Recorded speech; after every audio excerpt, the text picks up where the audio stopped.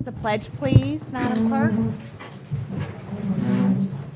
Pledge allegiance to the flag of the United States of America and to the republic for which it stands, one nation, under God, indivisible, with liberty and justice for all.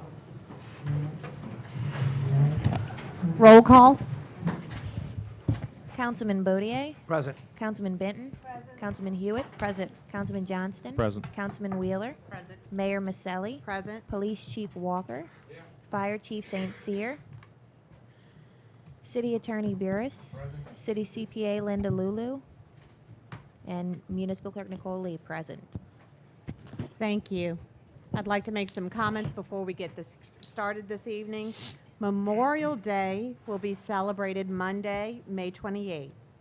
This holiday commemorates all the men and women who have died in the military service in the United States.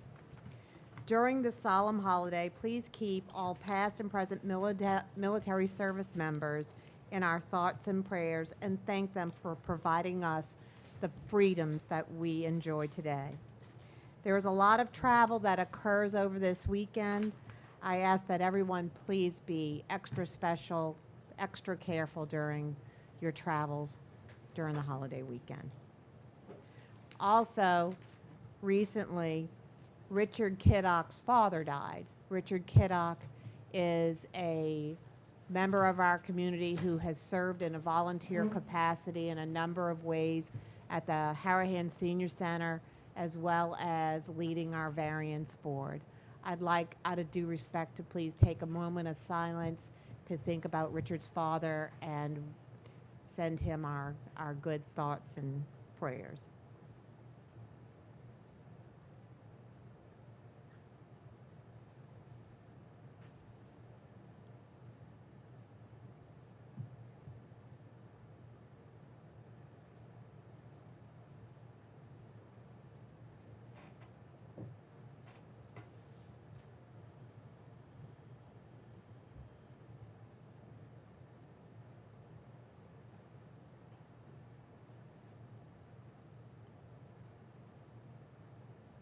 Thank you, everyone.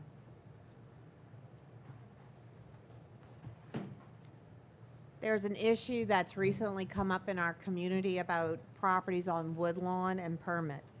I understand that many citizens are concerned about the permits issued to build on 2 lots on Woodlawn, and many may be here tonight in order to address the council about this permitting issue.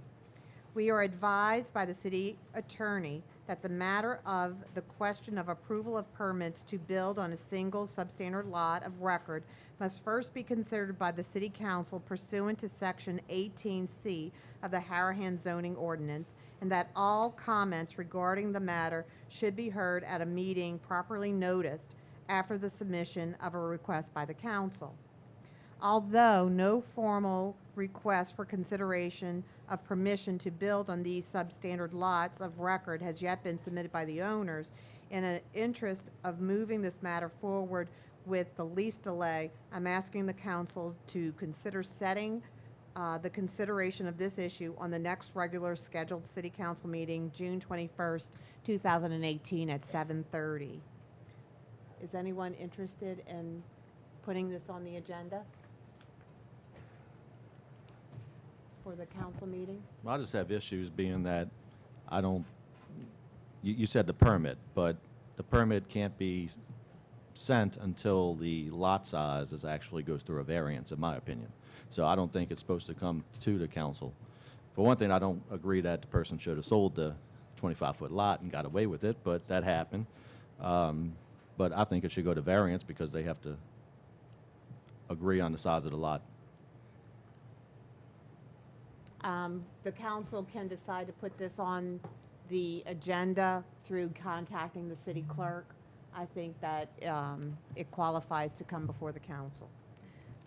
Mr. Burris, can you explain to us why it would jump over the normal process of not going to variance and coming straight to the council? If you could just pleasure us with your comments on that. Yes, Article 18C of the Harahan zoning ordinance specifically addresses substandard lots of record. And this is what it says. Substandard lots of record. Single lots. No building permit shall be issued on a single substandard lot of record without the approval of the city council. Now, that differs from the normal Board of Adjustment procedure where you get a variance, because in the variance situation, if the Board of Adjustment says A or B and you're aggrieved, it has an appeal process that goes directly to the 24th JDC. Says it in subsection 20D, I believe, where it goes directly to 24th JDC. However, this section of the Harahan zoning ordinance says that when it comes to substandard lots, it comes here to the council. Now, I didn't write this, and I don't know how it came about, but it's clearly in conflict with Section 20. And even if they went to the Board of Adjustments, the Board of Adjustments procedure doesn't say anything it doesn't say when it comes back to the council or whether the council sees it first and then it goes to adjustments.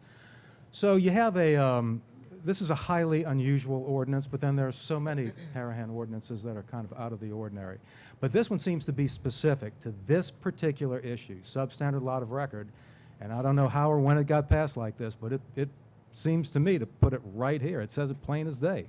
No building permit shall be issued on a single substandard lot of record without the approval of the city council. But the building permits were issued prior to approval of the city council. That's true, but, and it's a bureaucratic error, and if bureaucratic errors change the law, chaos would ensue.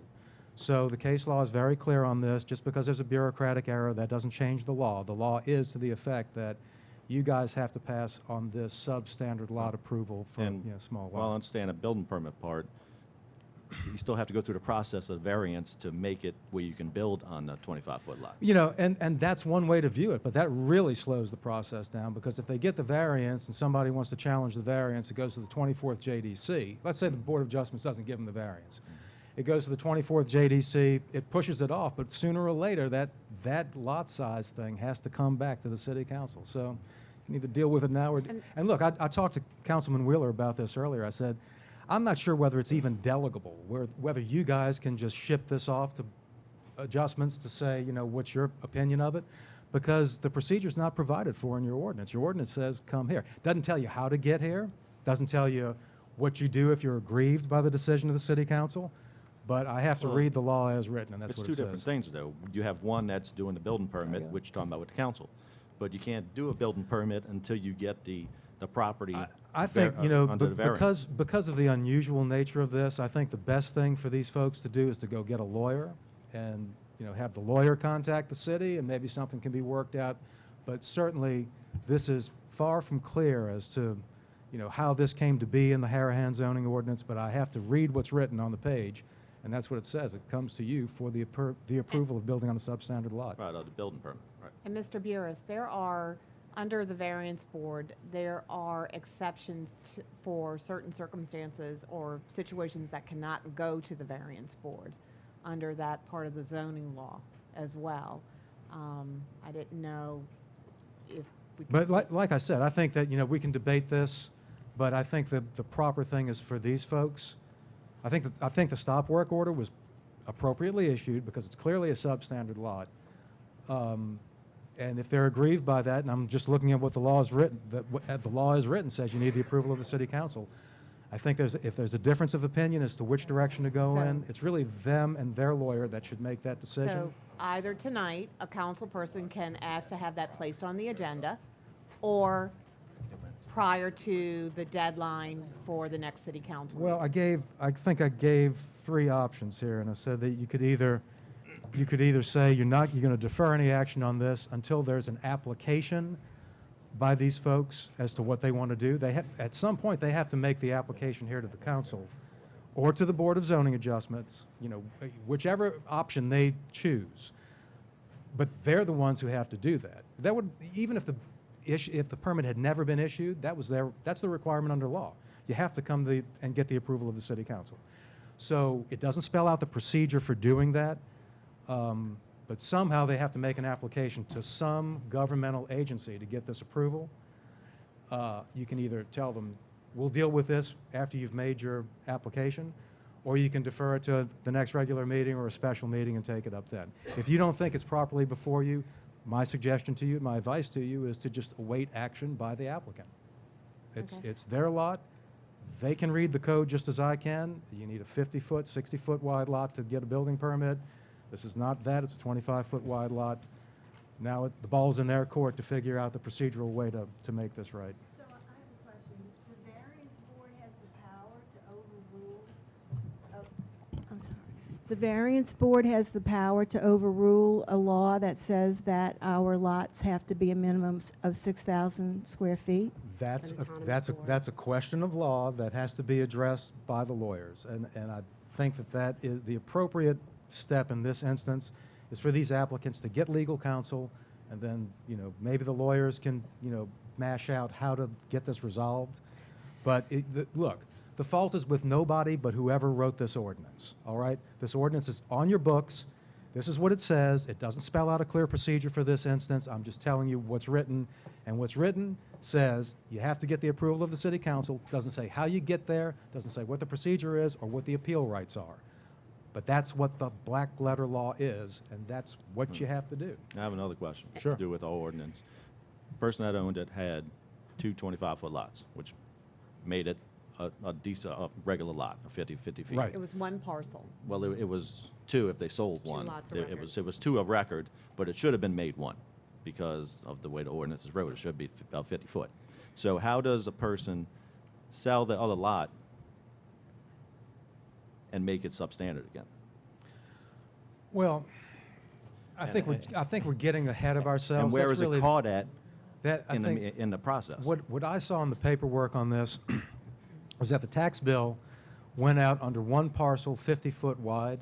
That's the tax bill. How this thing got divided into two lots of record and didn't go through an administrative rezoning process, I don't know. But that's really for whoever is the final arbiter of this to make a decision on. Because one of the things that zoning adjustment boards look at, you come to them and say, look, it's an unnecessary hardship, it's an undue hardship. That's one of the big considerations that adjustment boards have. But that's to be considered by whoever is going to make the decision as to whether to approve this or not, whether it's you or the B of A. One of these two entities is going to make that call. So two things I'd like to say, Sue, to help you. Whenever I've seen something come before the variance board, they've never approved anything, any kind of development on less than a 50-foot front lot. I've never seen it happen. I've been here 10 years and I've never seen it happen. But for you guys to kind of tell you what happened, because I've been in touch with the applicants so many times, it's been I feel for them.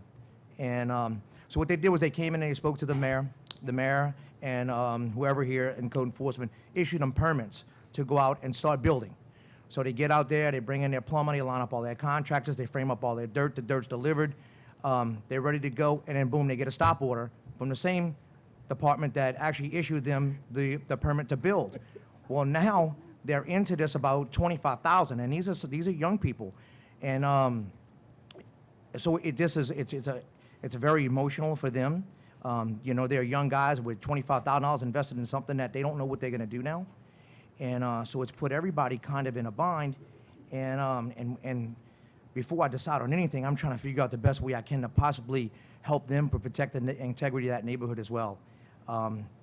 We've been here for so many times, making lots bigger, let's make lots bigger. We've turned so many people down that have tried to develop on lots, even at a 40-foot. So this is just a tricky issue. But what happened and where it got so wrong is these poor people were issued permits when they should have never been issued permits. Then they invest $25,000 into it, and then now they get a stop order. And so now we got the situation of the city getting ready to get involved in a lawsuit, and these kids want their money, and I don't blame them. I just want to clarify the record. People do not come to me before they want their permits and ask permission for the permit to be granted. I'm just telling you what they told me. They said they spoke with you first. So then who issued the permit then? Well, I think it's evident on the face of it. Correct. It's got Mr. Brocket's signature on it, but there's also a section of that. So our There's also a employee- section- But excuse me, I'm sorry, I don't mean to interrupt you. But our employee, Mr. Moss, who that is his responsibility and his expertise, issued a permit. No, Mr. Moss didn't do that. Brockett did. Mr. Brockett, who works for us, who works in the same department under Brian Moss, issued the permit. And then now there been issued a stop work. And I have to say that I take a little issue, Mr. Bierce, with your comment that the owner of the property, the citizen that pays taxes in the city of Harahan, can read the ordinance just as well as you can, and they should have known ahead of time that they couldn't do it. I think when our citizens who pay taxes come to the city, they're expecting direction from us, the people that have an expertise in building and regulatory laws, correct, right? You didn't go read the ordinance last night on the Harahan Ordinance website. You're expecting someone here who's being paid by your taxes to assist you through the process and to do it honestly and truthfully and above board and do it the right way. Not, oh my gosh, I should have checked you, right, before I bought this and spent $25,000. That's absurd. And also, why wouldn't he check to make sure that it was covered under the variance before he issued the permits? Well, you know, I think it'd be great if everybody were just absolutely perfect in this world, but mistakes are made. I got to tell you, Mr. Beers, though, and when anytime I see a lot, and I mean, we've all been here a while, anytime I see a lot that's less than 50 feet, I don't need, that should be the tell right there. I should stop what I'm doing right then and there. This thing should have been investigated from that moment forward. Well, you see, if you look at the actual permit that was filed, there's no designation of the length of the property lines on the permits that were filed, the application. And there's a 5 foot, and when I first saw it, I went, there's a 5 foot setback. Well, that's a big setback. I said, how do you get 10 feet of setback on side lot lines on a, Right. on a 25 foot You would wide think lot? somebody would stop right there. Well, but you would think, you know, just looking at this, because nobody wrote down the side lot lines or the front lot lines. So you have the setback, but not the entire lot line. Okay, well, look, if this is going to be debated, it should be debated Right. either in the context of a board or a council meeting where it's actually going to be considered, and then all that can be hashed out. Thank you. Thank you, Mr. Beers. All right. To continue, I'd like to just provide the city an update. The city engineer's May 2018 update for the rehabilitation project for Pump Station 8. Work within the pump station by Fleming Construction is complete. Street repairs to begin the week of May 21st. 9th Street will be closed again for about a week, and bypass pumps should be removed from operation by June 8th. Sewer pipeline repairs, Gulf Coast Underground. Contractor continues to work on yard restoration and cleanup throughout the project. Only 2 pipe repairs remain to be completed, one on Wilson near Soniat and the second behind an address on Wilson. All concrete street repairs are complete. We have been promised that Wilson between Gordon and Roseland will be repaired this week. Substantial completion should be achieved this month, with final completion and restorations completing in mid-June. Street resurfacing project. Design for street resurfacing along VFW, Kielman, Prados, Marquette, and East Streets has been completed. Piggyback contract with Barrier Construction is being signed this week, Jefferson Parish's annual asphalt contractor. That's a piggyback onto their established contract. Work will be performed between June 4th and August 3rd. Pump Station 6 rehabilitation and rerouting. The design work is on schedule for completion in May with bidding in June. Construction work should begin in July to be complete by late 2018. This is the final contract to be funded by the State Clean Water Construction Program. Also, after recent conversations with Fire Chief St. Cyr and Mr. Bose of the DEQ, I was informed that the investigation into odor problems in the Harahan and River Edge area are not yet complete, but should be completed shortly. Once the investigation is complete, I will ask Chief St. Cyr to provide our community with those results. Thus, I'm withdrawing my addition to the agenda under special presentations for Chief St. Cyr to address the odors tonight, so that's going to be removed.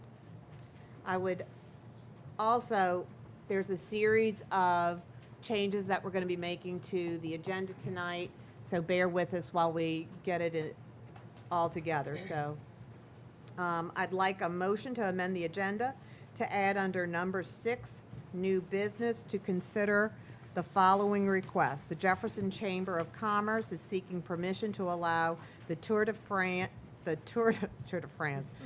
Jefferson bike ride to pass through the city October 21st, 2018, from 7:30 a.m. to 12 p.m. Do I have a motion to amend the agenda? And which one? The 2018-6 is different for us. Okay, gotcha. Yeah, no worries. I just Do I wasn't have in a here. motion to amend the agenda? I have a Yep. motion by Councilman Benton, seconded by Second. Councilman Craig Johnston. All those in favor? Yay. Any opposed? We have 5 yeas, 0 nays. The agenda is amended. I have also spoken with and corresponded with the gentleman making the donation toward the swings at Royland. He has been provided the quotes and financial responsibilities he and the city must follow. He would prefer for us to amend the agenda to remove the resolution pertaining to the swings tonight and move forward with an ordinance that I will ask to be placed on the agenda for first reading. Amounts delineated in the ordinance can be changed at next month's meeting once the quotes are finalized. Thus, I'd like to respectfully request the sponsor of the resolution to withdraw the resolution in order to proceed with the ordinance for the donation. Well, Did you sponsor it? I did. And we can come up with the ordinance after the fact, but I'd like to keep the resolution going. Okay, I'm just saying with the donor. Yeah, well, I have something else to add to it, so I don't want to pull it. Okay. I'd like to make a motion to amend the agenda to add proposed ordinance 2018-5 as number 2 under ordinances for introduction, first reading, an ordinance amending ordinance 1841, the revenue and expenditures for fiscal year ending December 31st, 2018, for the Recreation Department Capital Fund of the City of Harahan, Louisiana, for the purpose of to rehabilitate the swings at the set of Royland. Do I have a? Yep, motion. Number No, 5. Yeah, number 5 was for the 1841 ordinance. Okay. Right, number 5 is for the police department, not Right. recreation. Right. I'm so confused. Right I here. don't have I was just going to number them because I've got it Well, all I know, but organized. number already 5 is numbered. already on Yeah, this. it's already numbered. On which one? On this one, but I got one without a number. I have it blank. That's why I went through it. Number Okay. 5 is the No. one. I'm talking about an ordinance that Both- I'd both like these are to for add police. to the agenda. I don't. Okay, so we want to make that Where's it number. at? You have a copy of it, or? Yes, I do. Where's- Hold on. Bless you. Bless you.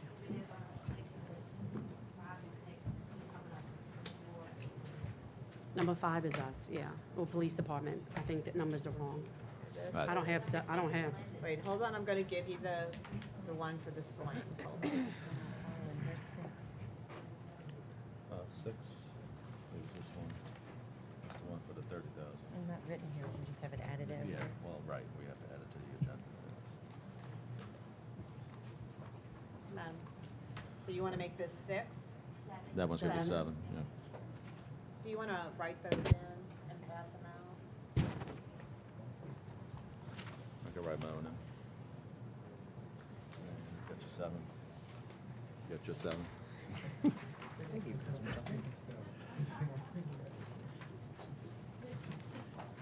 All right, that should be 7 for you too. All right. I'm sorry. That's okay. I've got to keep track. Do I have a motion to amend Motion. the agenda? I have a motion by Councilman Benton, seconded by Councilman Bodier. All those in favor? Yay. Yay. Any opposed? We have 5 yeas, 0 nays. The agenda is amended. Next month, I don't like that. I'd like a motion to amend the agenda to add proposed ordinance, let's see, because we redid the numbers. Figure out next Okay, this month. may be number 8 then. We have 5 and 6. 8, and this will be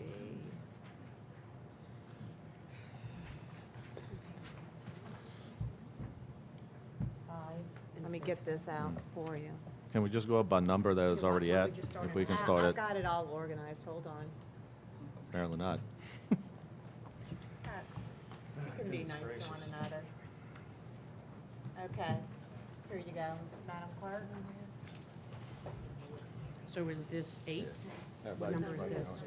This is going to be number Get to 8. freaking So quick. this is an ordinance that we'd like to amend the agenda for first reading, which is amends ordinance 1845, which was an ordinance to amend 1841, the annual budget of revenue and expenditures for the fiscal year ending 2018 for the police department. That's number 6. Oh, then let's make a motion to make that number 6. Sorry. Take off number 8 then? There Yeah, is take no off 8. number No 6. number 8. Number 8? So make that 6. There is no 8. Same thing. Hand them all back. And this is amending the agenda in order to correct an error that was on that prior ordinance. It was the wrong The line police. item number Please. for the police. Motion. I have a motion by Councilman Johnston, seconded by Councilman Wheeler. All those in favor? Yay. Any opposed? We have 5 yeas, 0 nays, or the agenda is amended. Okay. Then, I believe Mrs. Wheeler is requesting to add resolution. It's a resolution and an ordinance. It's two Right, separate ones. so I'm just doing one at a time. The resolution is numbered Well, what? why don't we start with the ordinances, since we're in the ordinance section? This would be ordinance number 2018-5.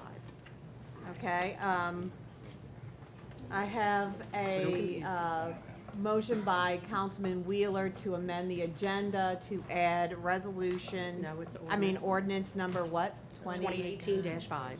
18-5. And do you want to read it, just the title of it for me then? It's an ordinance to amend ordinance number 1841, the annual budget and revenue and expenditures for the fiscal year ending in December 31st, 2018 for the Police Department of the City of Harahan, Louisiana. I have a motion by Councilman Wheeler, seconded by Second. Councilman Johnston. All those in favor to amend the agenda? Yay. Any opposed? We have 5 yeas, 0 nays. Agenda is amended.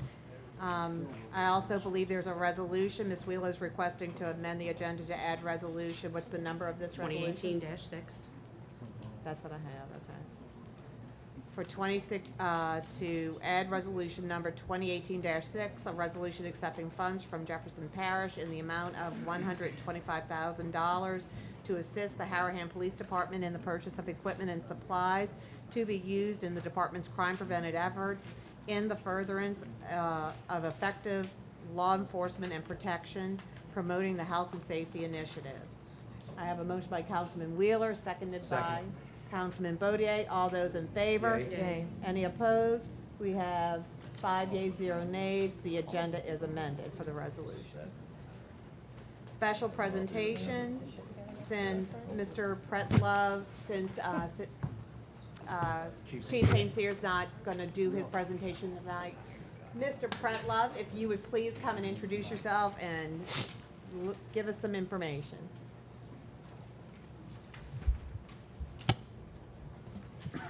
Jimmy Pretlove, 645 Randolph Street, Harahan Emergency Management, Mayor, Council, people of the city.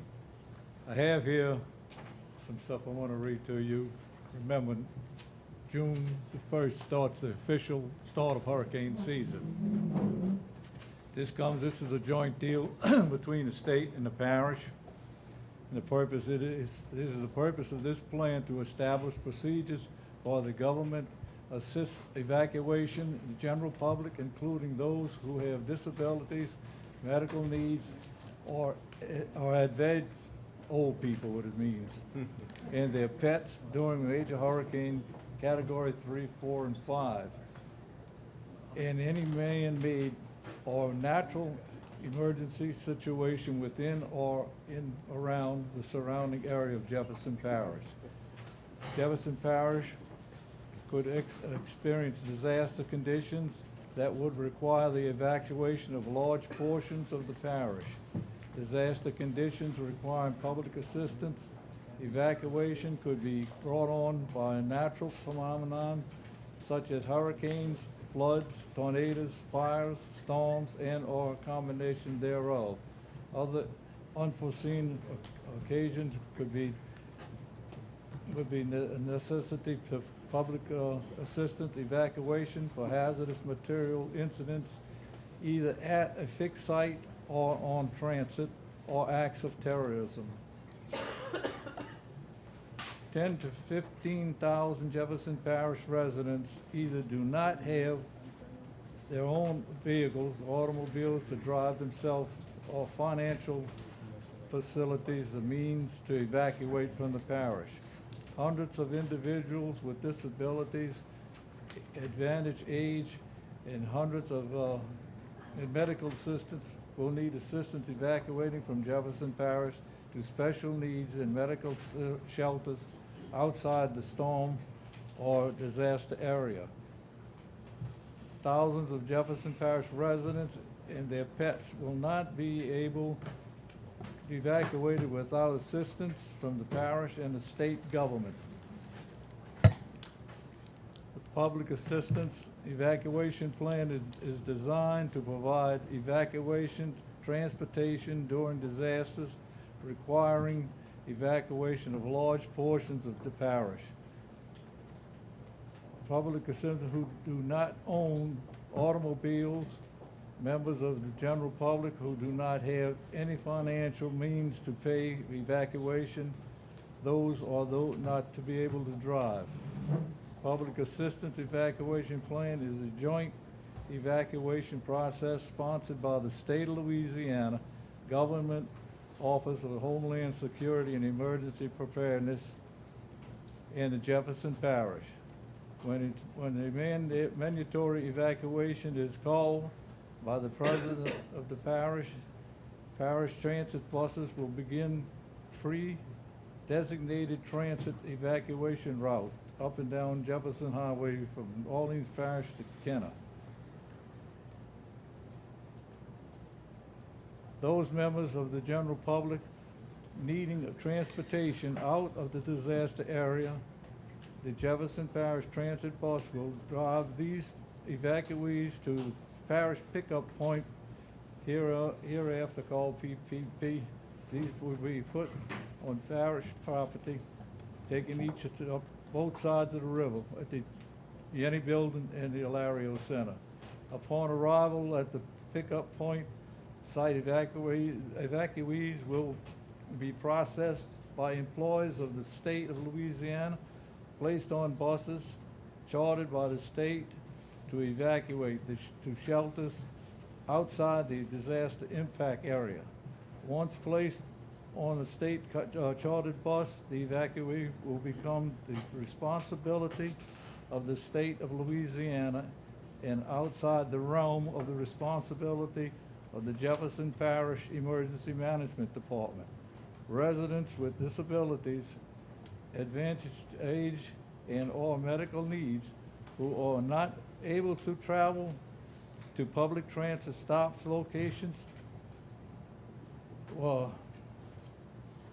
designation transit evacuation routes will be required to call the parish or state to require transportation evacuable system.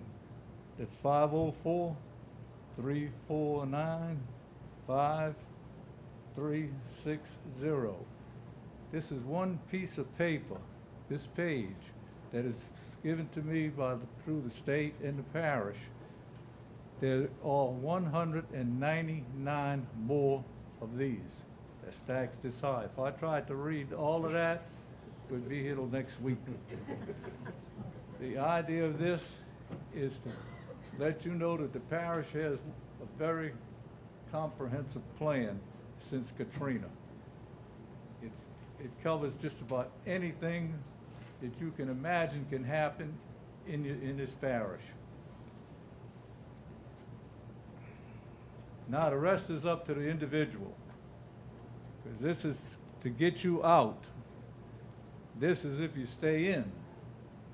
And I've spoke of this several times, many times.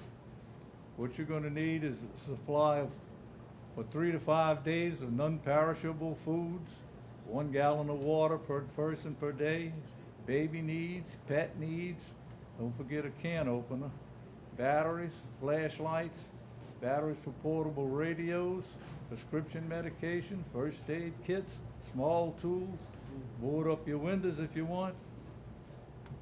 Gas up the car. Please keep your car with plenty of gas, because you never know when it's gonna get out of here.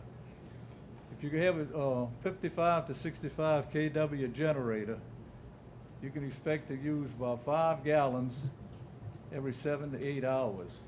If you gotta run that for 120 hours, you can imagine how much gas you're gonna have to have on hand. And there ain't gonna be no gas stations open. Evacuation plan for the parish is still the 50, 40, 30 hours of landfall. If you're down by the Gulf, it's 50. In between for East Jefferson, it's 30 hours.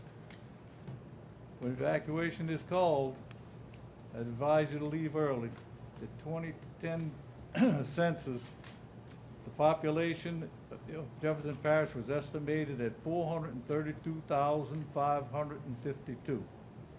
13,000 people do not have transportation. 750 people are special needs. It's people at the parish will pick you up and bring you to the any building.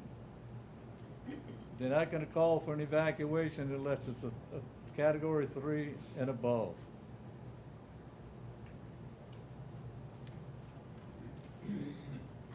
For people who can't get out or have no means, I got a stack of these out in the front. You fill this in and mail it into the parish. It's good for 1 year.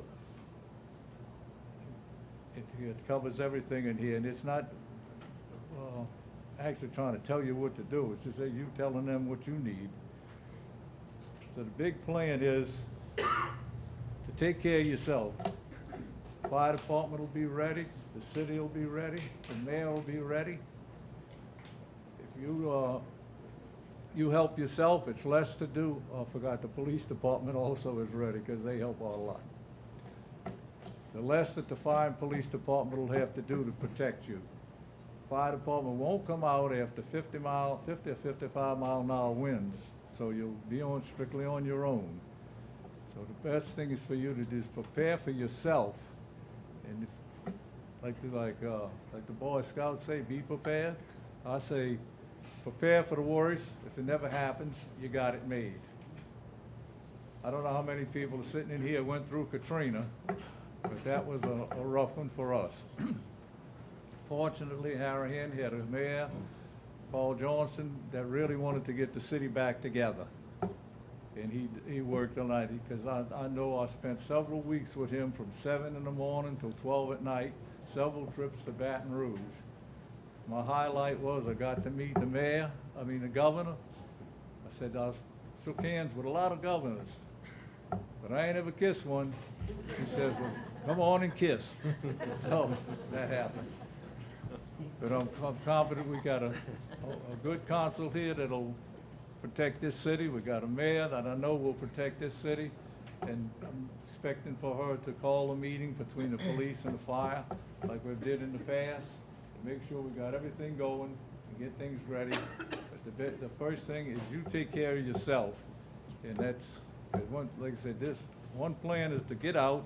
If you stay and things are all busted up, you gotta wait 3 to 5 days before help comes. If you remember Katrina, and it took a while to get the help. So just want to let the people know the situation that you got to do to help yourself. That's about it. Thank you. Thank you. Thank you, Mayor, Council, and people. If you don't mind, I'd like to just add a few comments. Medication is very important during hurricane. Please make sure you have all your prescriptions, you get them filled ahead of time if you can. I know there are some dates that, some medications it's hard to get ahead of time. You don't want to be caught without them. Also, there are a lot of people who have family members that they're responsible for that are in nursing homes, assisted living, etc. please make sure that you have all that contact information, know what their plan is to evacuate those facilities as well. And if you're currently getting any kind of treatment, you can always call your caretaker, and if you're evacuated for any length of time, they can arrange for care elsewhere. Well, that's what this should cover, for the people to fill these things out and mail it in. Like I said, it's good for 1 year. And then they throw it away and you gotta reapply. Would you give a copy to Nicole, and we'll make sure that gets in the right places Well, I got online, some out et in the cetera? front, huh? Yeah. Okay, thank you. Thank you, Mr. Janney. Next, for special presentations, is Darlene Schwartz, who's our community liaison.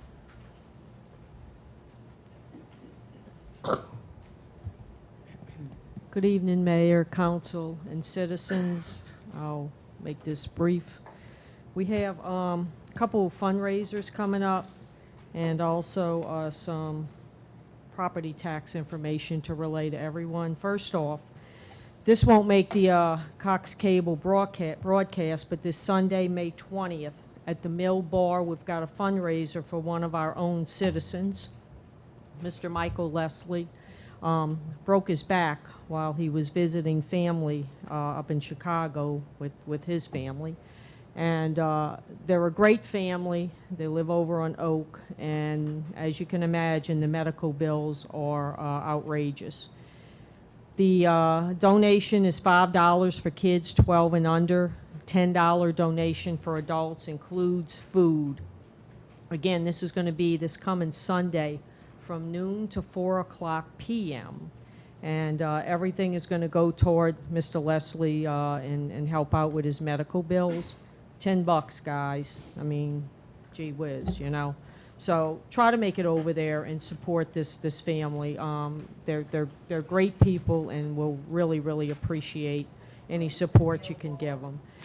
I've never been there. It says it's at 5808 River Oaks Road South. We all know where River Oaks is, so it's in that neighborhood somewhere. So, I know it's behind River Oaks. I'm not sure exactly which street. Very close to Cafe La Di Da. yeah, And then you turn So, Caludos, and then you take a left. And it's- behind the urgent care. So, the Mill Bar, 5808 River Oaks Road. So again, that's this Sunday, noon to 4. Please try to get out and support the family. Again, $10 for adults, includes foods, $5 donation for kids 12 and under. Piece of cake. We've got the 16th annual Soul Bowl coming up, the Special Olympics, and again, it's going to take place at Colonial Bowling Lanes. And the fee for getting in, donation for getting into that, is $30 for walk-ins. They have a number of sponsorship levels if you want to bowl. And they're going to again have Saints football players. I think the UNO basketball team's going to be there, and they're still working on getting some other NFL players as we speak to participate once again. If you do a sponsorship and you're going to actually bowl, you'll have at least one celebrity bowling on your team with you. Other than that, again, $30, food, drinks. They're going to have raffles, 50-50, And what's the date? silent auction. That's going to be Sunday, June the 10th. Thank you. Sunday, June 10th. Check in for the anybody that's going to bowls at 10:30. The event starts at 11 o'clock. Again, Sunday, June 10th at Colonial Bowling Lanes. And last but not least, and this is important, property tax sale is getting ready to come up for anybody that has not paid their Harahan 2017 property taxes. Got with our city clerk here, and she provided me some dates. On June the 1st, the price that the unpaid parcels will go up again. That price is to be determined. And there will be another increase on June 15th. So there's going to be 2 increases in June if you have not paid your Harahan property taxes. July 2nd, there'll be another fee.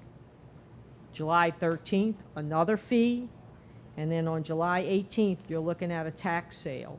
This is serious stuff.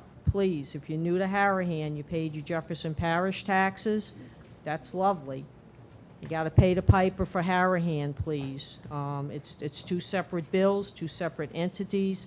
Please call us, get in touch with us, let us know what's going on, and try to get this taken care of so you don't wind up in a property tax sale situation.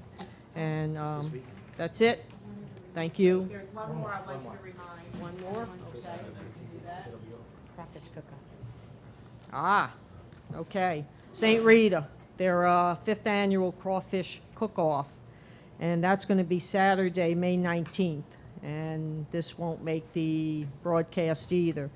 What we've got here, pre-sale tickets are $20. And I don't know how many teams they're going to have, but there's a whole slew of them behind St. Rita. And you can have all the crawfish you want to eat. And you can't beat that for $20. I don't know what crawfish is running, $2.99, $3.99 a pound. Piece of cake on that. 25 at the gate. $25 at the gate, so you can save yourself $5. This is a huge event, huge draw every year. It's fun. It's really, I'm hoping the weather's going to be really nice. But again, please help St. Rita out. Come out, have a good time. $25 at the gate, $20 beforehand. And Eric Chatelaine, I believe, is one of the points of contact. So get in touch with Eric or St. Rita to get your tickets for this. And also that's 4 to 9. 4 p.m. to 9 p.m. is the time on that. So And I was asked to ask you if you can mention something about the movie night tomorrow night? If you know anything about the movie playground. night? You don't? Okay, I'll have to pull it up. Real fast. Okay, yeah, there you go. She'll just come up real quick. okay. Talk about the movie night, another fundraiser. Okay, here's a Darlene surrogate. Thank you, Ms. Darling. Hi, I'm Tina Hunter, and tomorrow night at the Harahan Playground, they're going to have a movie night. Probably Melissa can talk more about it. It starts at, 8 o'clock. doors open at 7:15, and the movie starts at 8. Can't read lips, don't know the name of the movie. Free. The movie's name is Ferdinand, and it's free. Free event. Ferdinand event. and it's free. There you And go. no outside food and drinks, correct? Correct, no outside food and drinks, they'll have the concessions open. Thank you. Thank you. Thank you, both of you, for, that was a joint effort to announce the community event. Chief Walker? Tim Walker, Harahan Police Chief. Mayor, Council, viewing public. First of all, I can't thank the Harahan voters enough for passing the millage for the police pay. I think 63% of the voters was the outcome. And I want to also thank the elected officials that helped us pass this millage. Jefferson Parish Councilman Paul Johnson, Harahan Councilman Kerry Wheeler, Harahan Councilmember Tim Bodier, Harahan Councilmember Dana Hewitt, and Harahan Councilmember Craig Johnson. Remember last year we had appointed a police advisory board under the leadership of Jason Brusick. Other members were Tim Bodier, Leo Savoy, Ed Kraus, Cola Ferreira, and Wesley Turner. And they put a lot of time in doing research on the police department, and they came up with this proposal for us that was passed. Also, some others that assisted and worked very hard on this was Keith Moody, Tracy Whittle, and Jane Marie Murphy. And many other concerned citizens came out, knocked doors with us, sign waving, everything that was needed.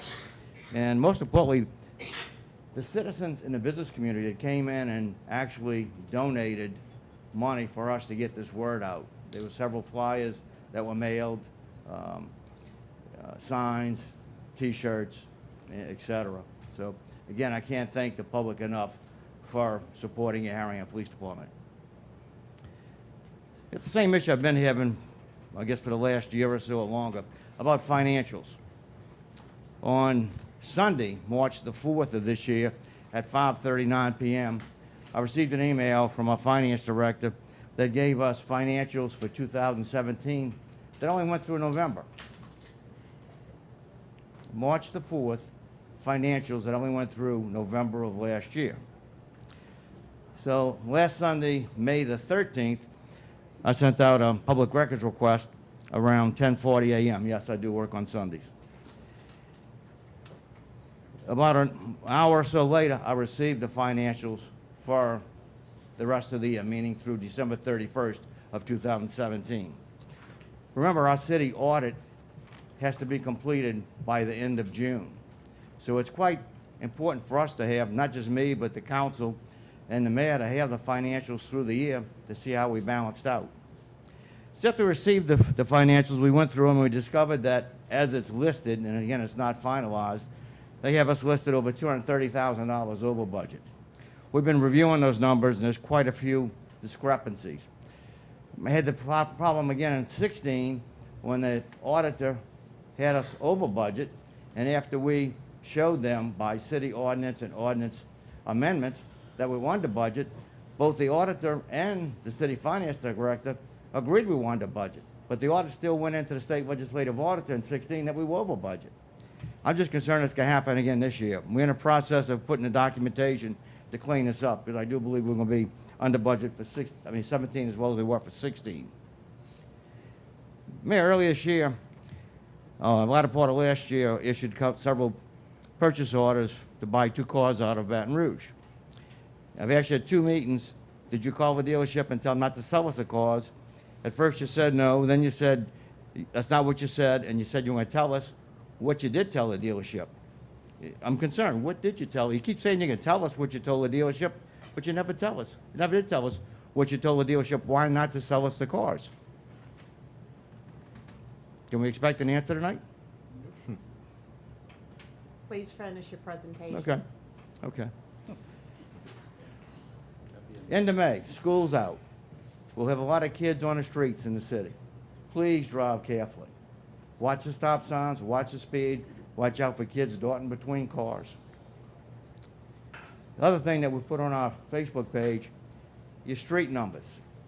You have no idea how important they are to first responders, police, fire, emergency medical. Seconds count, literally. If your numbers are not properly displayed at your house, it causes first responders time, and that time is crucial. Could save your house from burning down, could save somebody's life. Please, when you go home, check and see if your numbers are readily available, that they can be seen, that they're not covered by a tree branch or something of that order, and all the numbers are there. I've seen some where one of the screws have fallen out and the number's fallen and it's upside down, or a number's fallen off. It's very, very crucial that you have numbers that are well visible to us when we respond to calls for service at your house. Also, I think Donnie forgot to mention, last month we had the drug take-back program. We took in 57 pounds of medication that was turned in to us, which was then turned in to Drug Enforcement Administration to be destroyed properly. And again, please remember to lock your cars. Thank you. Y'all have a happy and safe summer. Thank you.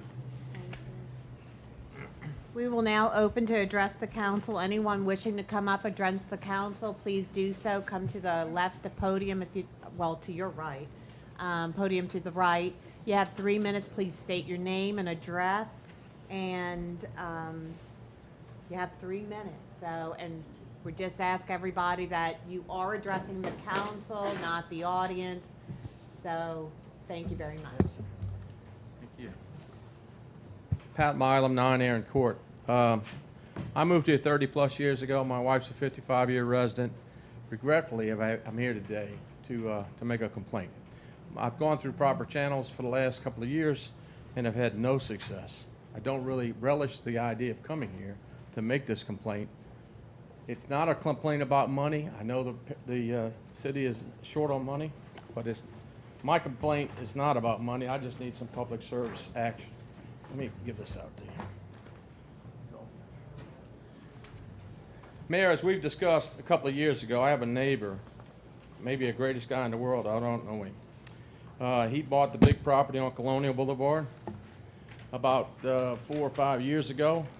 The house is not lived in. He lives somewhere else. Several years ago, he applied for a permit, evidently, and I have a copy of the permit in here. He applied for a permit for a fence. It just says fence. I don't know what else that means. He actually tore down his garage. He then took that garage and placed it next to my property.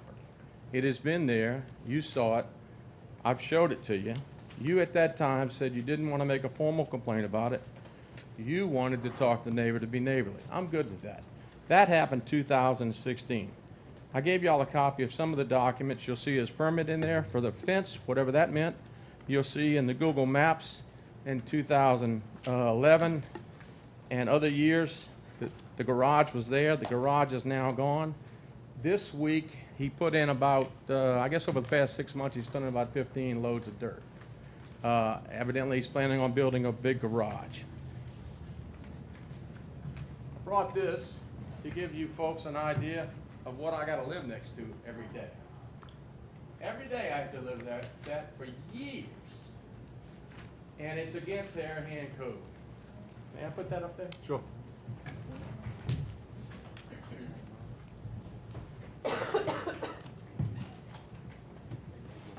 Give you another little close-up. There's the trash I gotta live next to.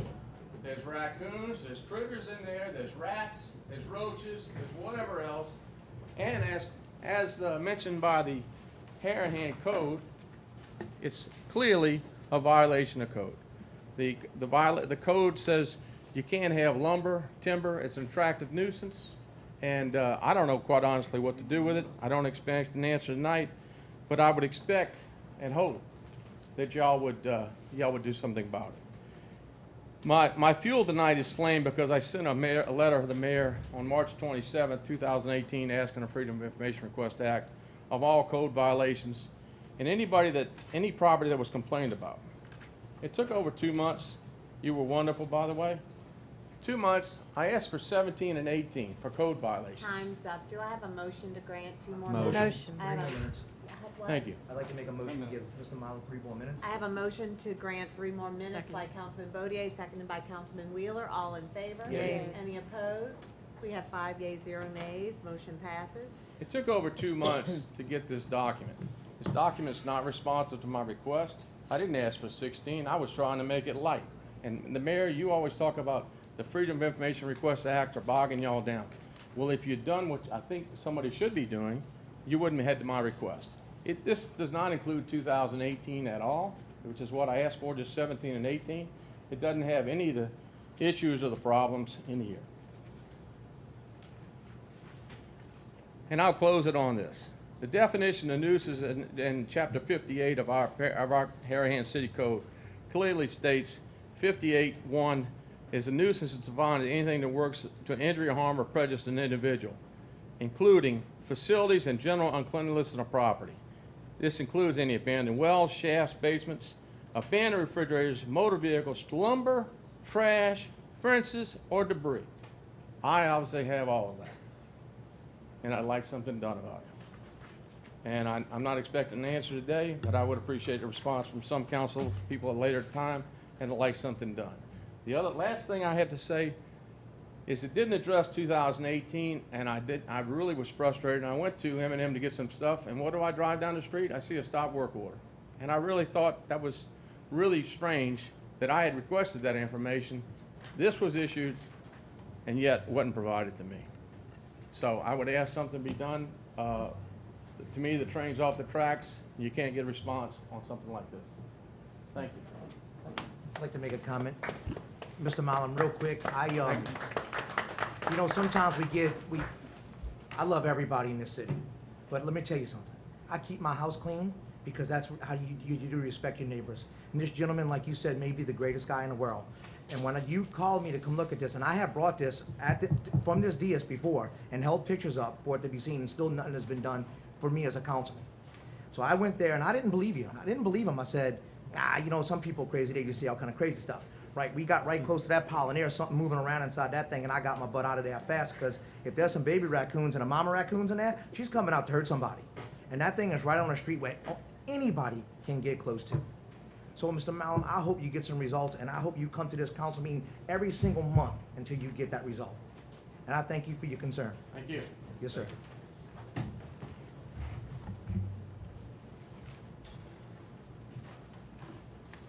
I guess the question would be, I just have to say something after his comments.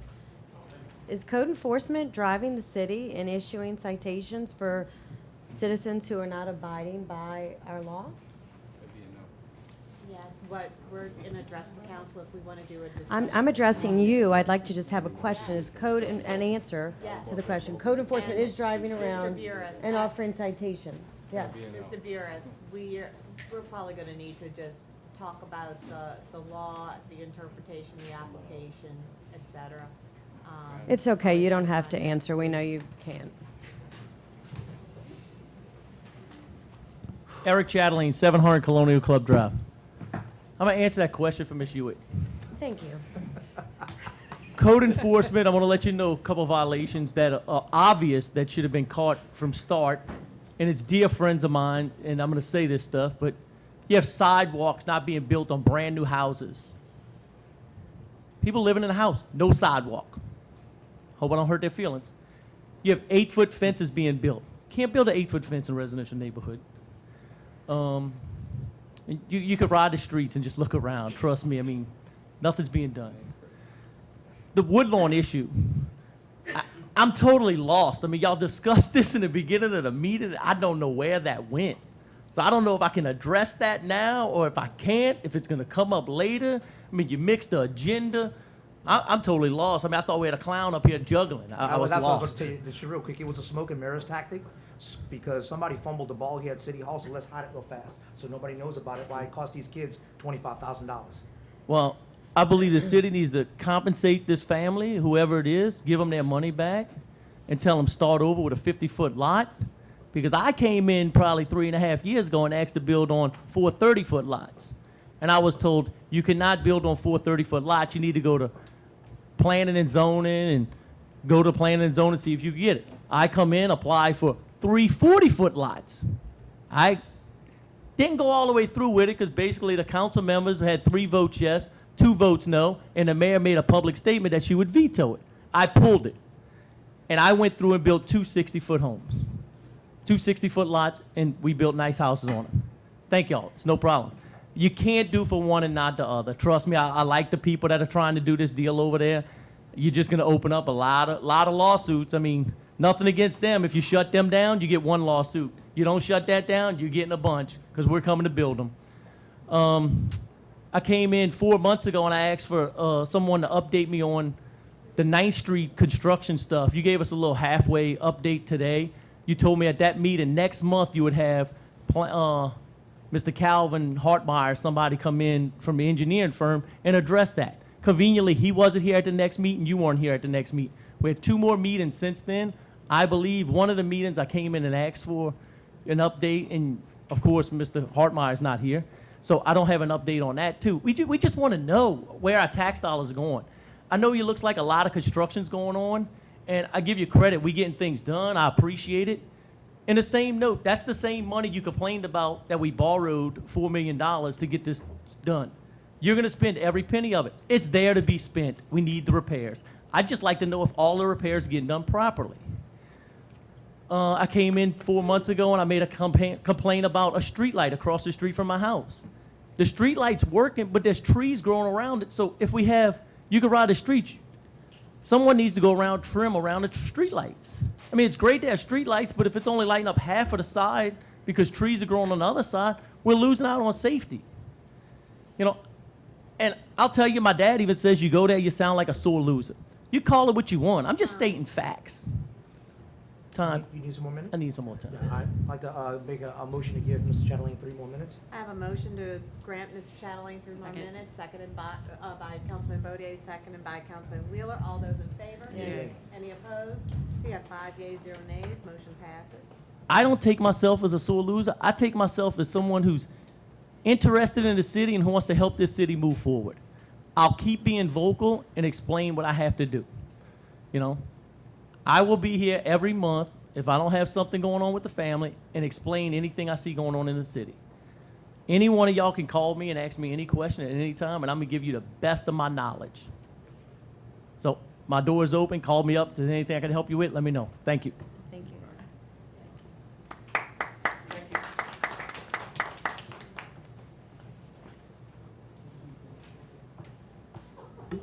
Good evening. My name is Chris. I'm a 4-year resident at the Creeks of River Ridge on Dickory Avenue.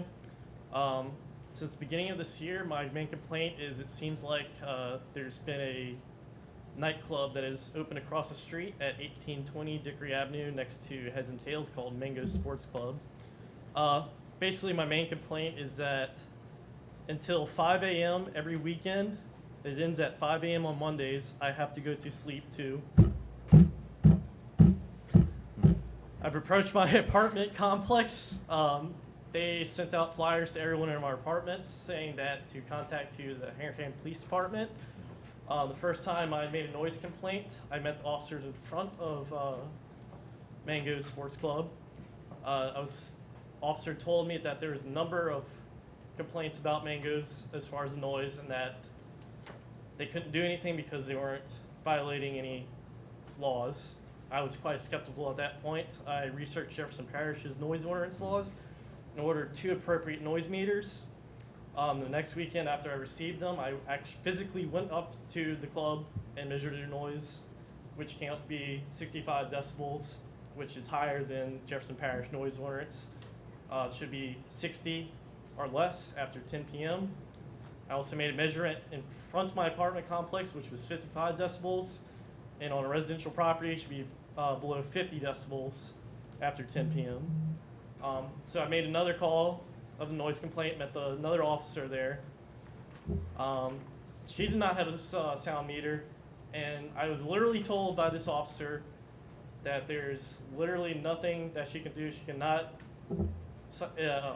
issue any citations because, and I quote, the Harahan City Courthouse is effed up. Suggested I come to the city council meeting as a last resort. So this is why I'm here right now, as a last resort. It doesn't seem like a noise ordinance is being enforced. It's definitely causing me a lot of emotional and psychological stress trying to go to sleep too. Until 5 a.m. on Monday nights. I will state that I did talk to the Mango Sports Bar manager, but it doesn't seem like he cares because it's still going on. So I don't know who else to talk to. That's why I'm here. If there's nothing else y'all can do, I guess I'm just gonna have to break my lease and move out. Thank you. Thank you. You want to speak on that, Chief? I'd like to respond to that. We've had a few complaints from the residents over across from Dickory. We have been out there. We've told the people if it was loud. 3 or 4 weeks ago, I was out there personally, 12:30 Monday morning. I went out there after midnight and sat in the parking lot, and there was no loud noise. So we have been patrolling, and I don't know if it's coming from someplace else. We've answered calls from there because I get a report after each shift, and we've talked to the people there. Some of the people from the apartment complex have emailed me. I've asked y'all to call the station whenever it's loud, and our people go out. I do every time. Okay. I've gone out there multiple times. Now I actually have 2 sound meters. Okay. So I don't know what we don't enforce the parish ordinance. We have a city ordinance. I don't know what the decibel off the top of my head, what it is, but we have been out there with the decibel meter. And like I said, 3 or 4 weeks ago on a Sunday night, Monday morning, 12:30, I sat out in the parking lot, and there was no loud noise coming out of there. I've contacted the Harahan Police Department at 3 a.m. Okay. 4 a.m. Monday mornings. Okay. You know, last weekend I didn't sleep between Saturday and Sunday just because it's that disturbing. So I mean, I can't tell you that it wasn't loud when you went out there, but I've been experiencing that. Like I said, we've had several complaints from the apartment complex, Yeah. and I've personally been out there, like I said, 12:30, 3 weeks ago on a Sunday night, Monday morning. Chief, can I just ask a question? If we do have the decimal meter, Yeah. as this resident does. We have one. And we test it, and it's past 10 p.m., and it's above 65, whatever our We'll ordinance take reads, action right? on it. What happens? So you cite them, but what would, so the citizen is aware, what happens? What happens We to can the cite them or owner ask of them the to restaurant? turn it down. But the reports I've been getting, it hasn't been that much of a problem. You want to get out there. I don't know, unless it happened before we got there, I don't know. I guess my question would be, if our ordinance says after 10 p.m. it can't be over 60. If that, I cite Jefferson Parish. yeah, if we mimic ordinances. Jefferson Parish, we have to pull it and look at it. Would we then cite them and say, you need to lower the music after 10 p.m.? Or? I'm curious. They can be cited. I'll go out there and meet with them. Like I said, when they applied for the permit, we had some problems originally. I'll make it a point, probably the early part of next week, or maybe tomorrow if I have time, go out there tomorrow evening, and talk to them. Well, I'd appreciate Yeah. anything that can be done. But I just please call the hate that station. I know that we- somebody's done a couple of requests through emails.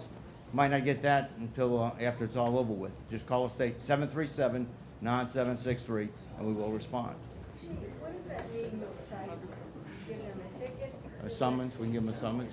A summons? Or I talk to them and turn it down. Like there would be a Whatever the fine? officer on the scene decides to do. It is, exactly. So there's no law, there's nothing written that says if they violate the Gives a sound- city ordinance. But I'm But it saying, does- but doesn't give it doesn't give the, I'm sorry? it doesn't say what the repercussion is if there is a violation. Well, let's go a step further. Maybe I we have, should say that since these- I've been in office since May of 14, I've been through 2 mayors and probably 4 city attorneys, and I've repeatedly asked the mayor and the council and the city attorneys to address our ordinance. Our city ordinances, all of them, are outdated, period. They're antiquated. I'll give you an example. We're doing an alcohol beverage background check on a company locally. Our ordinance goes back to 1970. Let's just give you one idea. And I've written to all y'all on several occasions. Our ordinances, all of them, are antiquated. I know it costs some money, and they need to be updated. So Chief, that's really why I was asking, to ensure that our ordinance actually states that you can affect So, yes, something, that there's a yes. problem, you can enforce the law, and then Correct. there will actually be something that occurs. Could. And there'll be a penalty, or It the depends on owner it's of the restaurant will have to discretion of do the officer that's out there, something, but, what he or she decides to do. yeah, I mean, if our ordinance doesn't have the teeth, if you will, to do something, then we're really, you're just citing them over and over again, right? I will make it a point to go see them. Okay, and if you have any more problems, feel free to call the department 7 days a week, 24 hours a day. Like I said, I was out there about 3 weeks, I'm sorry. I was out there myself personally, one Sunday night, Monday morning, about 12:30, I sat in the parking lot, and there was no loud music. Does it sound like a DJ or a band, or? It appears to be a Latin nightclub. I know it's a Latin, honestly. And I will state this, I think my main problems occur after 12. Because when I'm usually calling Harahan Police Department, it's after 2 a.m. Okay. Frankly, I think it's quite crazy that, something like this was allowed to open up right next to a residential property, and that they, play music until 5 a.m. on a Monday morning. I mean, I'm not trying to dissuade business, but it's kind of like Bourbon Street next to my apartment now. Are you right across the street? I'm directly across the street, Okay. yes.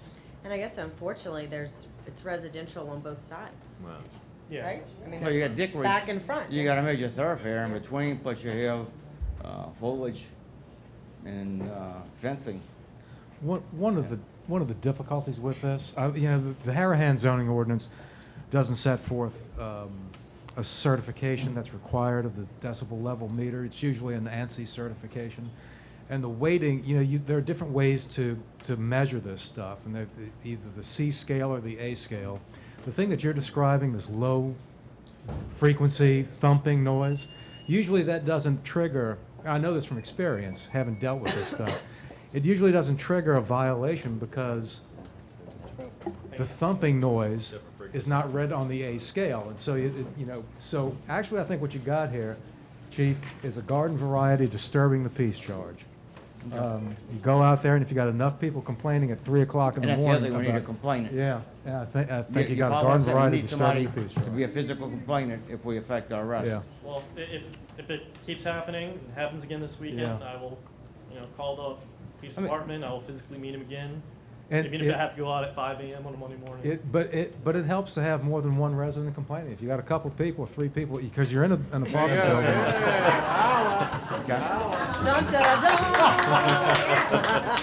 Thankfully, we had some more residents in River Ridge. I was Well, Mr. Bureau, somebody ask you this. did make There- some flyers to go I around. think you and post got- Is on there doors. anything in our code that we can do if there's habitual complaints at this, that we can pull it? Let's talk about that after the That meeting. the council can Yeah. pull that license? But I think that's what you got. I think you got a garden variety disturbing the peace complaint here. Okay, all right. Thank you, Chris, for coming. Well, thank you for addressing my concern. I appreciate you all trying to actually fix the issue. So, thank you for your time. You've done a lot of work, thank you.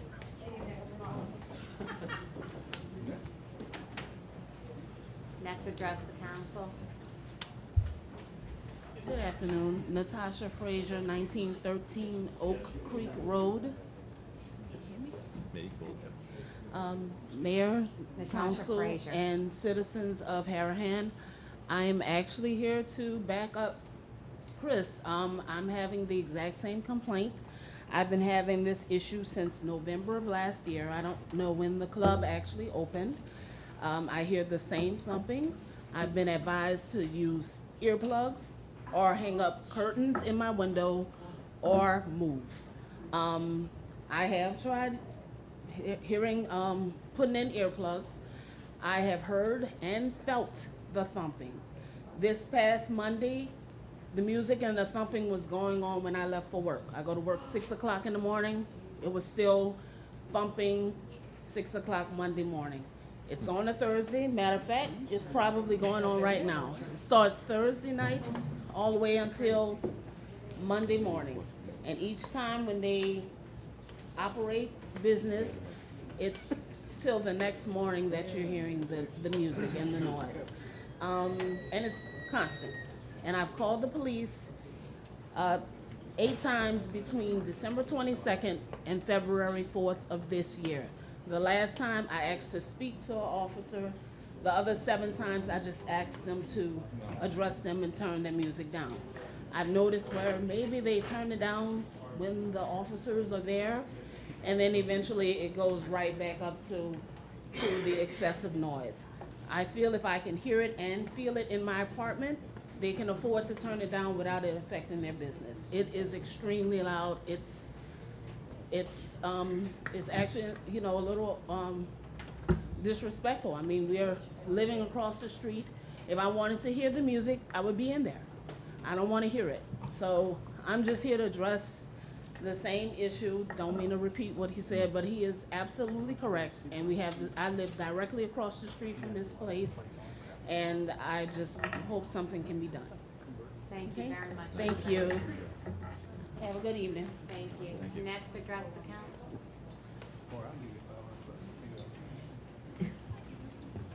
Good evening, council. My name is Erin Lyons. I live at the Creeks as well, 1913 Oak Creek, and just Lyons, Lyons. And just to be clear, my apartment is not actually facing the road. It is on the other side. So there's at least one apartment in between my apartment and the road. I am also here because I personally have called the police multiple times and made reports. This past Monday, I even wrote it in my phone, this past Monday at 5:17 a.m., it was still going on.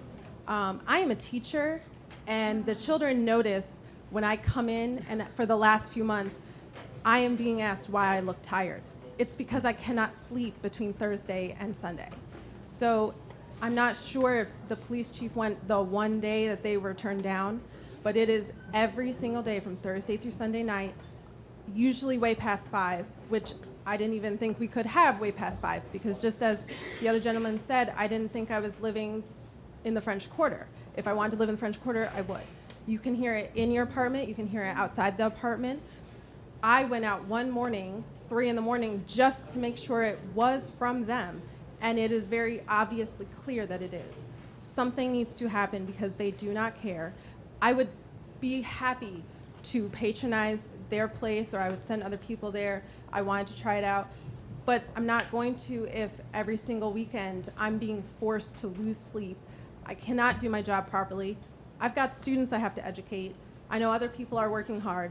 I don't think anyone in our residential area should have to put up with this, and I think the council needs to do something. Thank you. Thank you, Ms. Lyons. Next.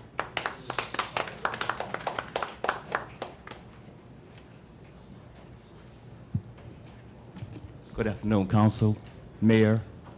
My name is Hubert Jarrow Jr. I reside at the Creeks Apartment also, just following up. What's your last name again? Jarrow, Jarrow. Thank you, I'm sorry. That's okay. I reside at the Creeks Apartment also, and just following up with Mr. Chris and other young ladies stated, it is true that we do have a problem with the music on the weekend. Actually, it's Thursday through Sunday, from around 10 until 5:30, 6 a.m. in the morning. And this is a problem for me. I don't work, but I do have a problem with illness, and it's hard for me to sleep at nighttime. So we're just trying to follow up on this to see if we can have some results from this. We spoke with the property management staff, and they said there was anything that they can do with it. So they asked us to come to the council meeting and see if something can be resolved with it. So we ask that y'all please hear us out. Thank you. Thank you very much for coming. We need a hand. Thank you. Hold on, I've got to reset my, okay, go ahead. Thank you. Hi, my name is Lindsay Captapon. I'm at 132 Haroline Street. I know the fire chief isn't here tonight to talk about the odor issue, but I am. And I would like to mention some things that I know of and that I've found. We always smell the odor with a southwest wind. We smelled it last night. I'm sure everyone in this room smelled it. When I've been doing a lot of research about it, talking to DEQ. When I started to smell it at my house, I drove to the West Bank. I drove down River Road trying to find the smell, and I found it. I found it in between Chapatulas Plantation and the address of 7265 River Road. It's about a half mile. It's directly in the southwest path of Colonial Club. To the southwest of that are the landfills. There is River Birch landfill, there's the Jefferson Parish landfill, and there's one I'm particularly interested in, the construction and demolition disposal landfill. They dispose of things like drywall, sheetrock, things like that. DEQ has been out here monitoring the air on several occasions. They found elevated levels of hydrogen sulfide. This comes from landfills. In particular, this comes from demolition landfills. When drywall breaks down, it produces hydrogen sulfide. A lot of the Chinese drywall after Katrina went to this landfill. Everyone's still working on this. I'm not a scientist, I'm not an expert, I'm a stay-at-home mom. But it concerns me because I have little kids at home who cry at night because it stinks in the house. I have, my youngest one has had breathing issues. She's been in children's hospital multiple times, not because of this, for another issue, but I worry about her. And I don't want my children exposed to this. And apparently the levels are, you know, quote unquote safe levels, but it's not a safe level if it's causing your eyes to burn, your nose to burn. When I drove down River Road on that half-mile stretch, it was unlike anything I've ever smelled, way worse than what we have here, and we have it pretty bad here. My face was burning. I'm not exaggerating. I have never experienced this in my life. The smell came into my car before any windows were rolled down. So I rolled down the window and smelled it. Who did you report to DEQ, or did you go online? Both. I've been online. I'm a member of the Facebook group. And I've talked to multiple people at DEQ. I've talked to Michael Lockwood. He's the Director of Environmental Affairs for Jefferson Parish. Yes. I've talked to Daniel Odom at DEQ. I spoke with him today. And I told him my concerns. I have a map that I sent him, if anyone wants to look at it. And you can see how we're in the southwest. They might hire you. You can see how, here's the demolition landfill, here's where I smelled it into this area. I don't know for sure if it's. Motion to grant more time by Motion. anyone? I have a motion to grant, how much? 3 more minutes by Councilman Benton, seconded by Councilman Johnston. All in favor? Any opposed? We have 5 yeas, 0 nays. Please continue. I don't know for sure if it's the landfills. I also drove down to Cornerstone, which is at the end of River Road. There was no smell there. Well, there was a slight smell, but it wasn't our smell. Our smell was in that highlighted area, and it's just a straight shot. It always comes with that southwest wind. And I just want to make sure, I know that the fire chief is working on it, but I feel like he shouldn't have to work on it. I feel like his job should be running the fire department. And I just want to make sure that you guys are working with Jefferson Parish to figure this out because it will affect our property values. It affects our health. I've lived here almost 10 years. I never smelled this before, except for in the past few months. And it's just awful. What's your last name again? So Captapon. Not to interrupt your time, we've been working on this for quite some time. It's been over a year. I've actually met with Jefferson Parish. I've met with the DEQ. I've also met with Senator John Kennedy's aide, who's over 9 parishes in order to look at this issue. I have been in touch with Mr. Bose, Mr. Odom with the DEQ. Mr. Bose, I recently asked him that everyone wants to have an update what's going on because there is an official investigation going on looking into this. He called me 2 days ago because I was begging for any update that I could give to all the residents. And I can tell you that many of the things that you had stated, without getting into detail because I wouldn't want to give a preliminary, are exactly the things that are being looked at. I also know that most landfills are required to cover once a day. They cover with 6 inches of soil, but that demolition landfill is only required to cover once a month. Again, I can't prove that it's the demolition landfill or the Jefferson Parish landfill. I don't know what landfill it is. That's a topic that's also been brought up. But that needs to be addressed. They may need to cover more often than once a day. It doesn't matter. But I just wanted everyone to be aware in case people came here to hear the fire chief talk. I just wanted to share what I know about it. Thank you. So. I gotta thank you. You did a great job Oh, because you're sounding a lot like the experts that've done it. So. Thank you. Well, I'm very interested in the environment, and I always have been. And so when I started to smell this horrible smell, and when I saw my family affected by it, it really concerned me. I moved to Harahan because we fell in love with Harahan when we were looking for houses. I didn't move here to be in our version of Cancer Alley. And that's what it's turning into. I just talked to some visitors over at the Harahan playground who live on the West Bank, but they were playing at the playground for a game, and he was quite eloquent, stating that he knew exactly where Harahan and River Ridge's odor problems were coming from because he lived on the West Bank. Yes, on the West Bank, it's so bad, and I know they're also building in Avondale. They're about to build a vegetable oil refinery. That's right across from us too, so I'll be interested in seeing what smells that brings. But when we need an investigator, we're calling you. Thank you for your time. Thank you. Thank you. Email me, and if you send me your information, I'll try and give you some information too. Thank you. It sounds like you're a very good community. I just want the issue taken care of. But thank you for your time.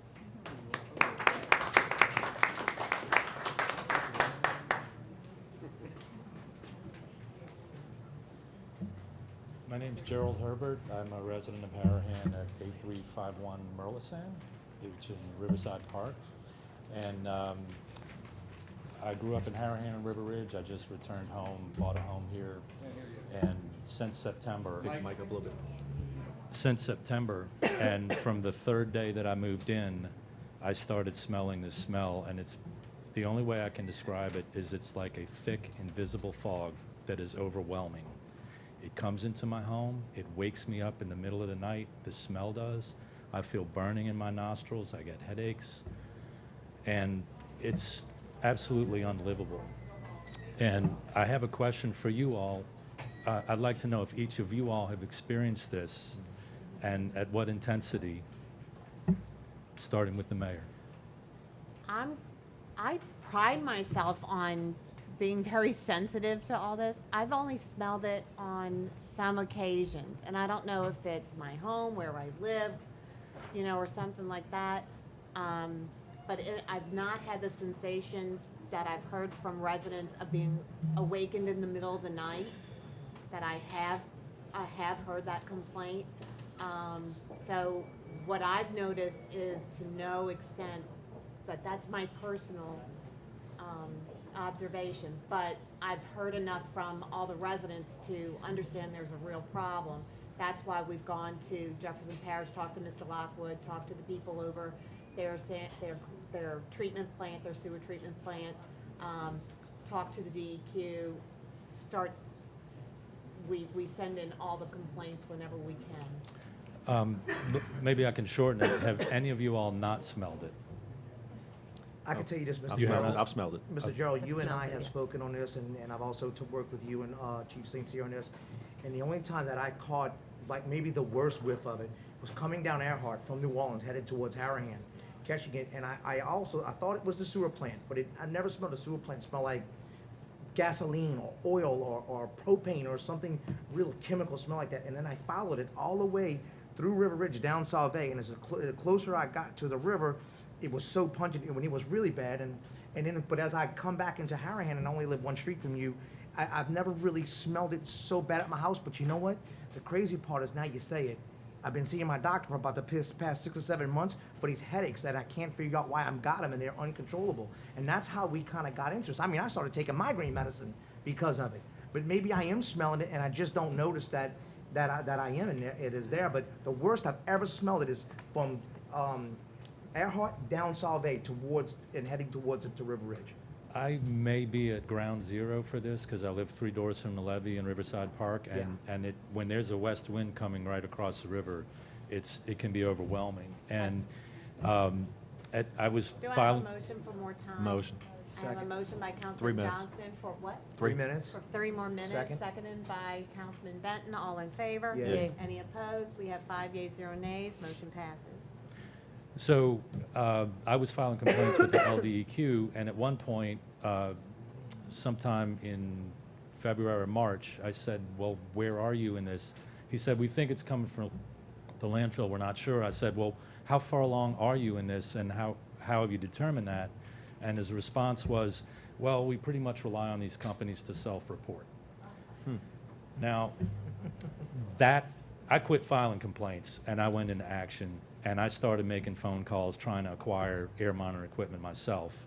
Got in touch with Ed Overton, who is a premier environmental scientist at LSU, who actually invented the air equipment that I've acquired with Todd, and we have been running this equipment for over a month now, collecting samples, sending the data to him, and it's a very slow process. I've been told that the self-reporting is not where they are anymore, I do know that that it's gotten more assertive.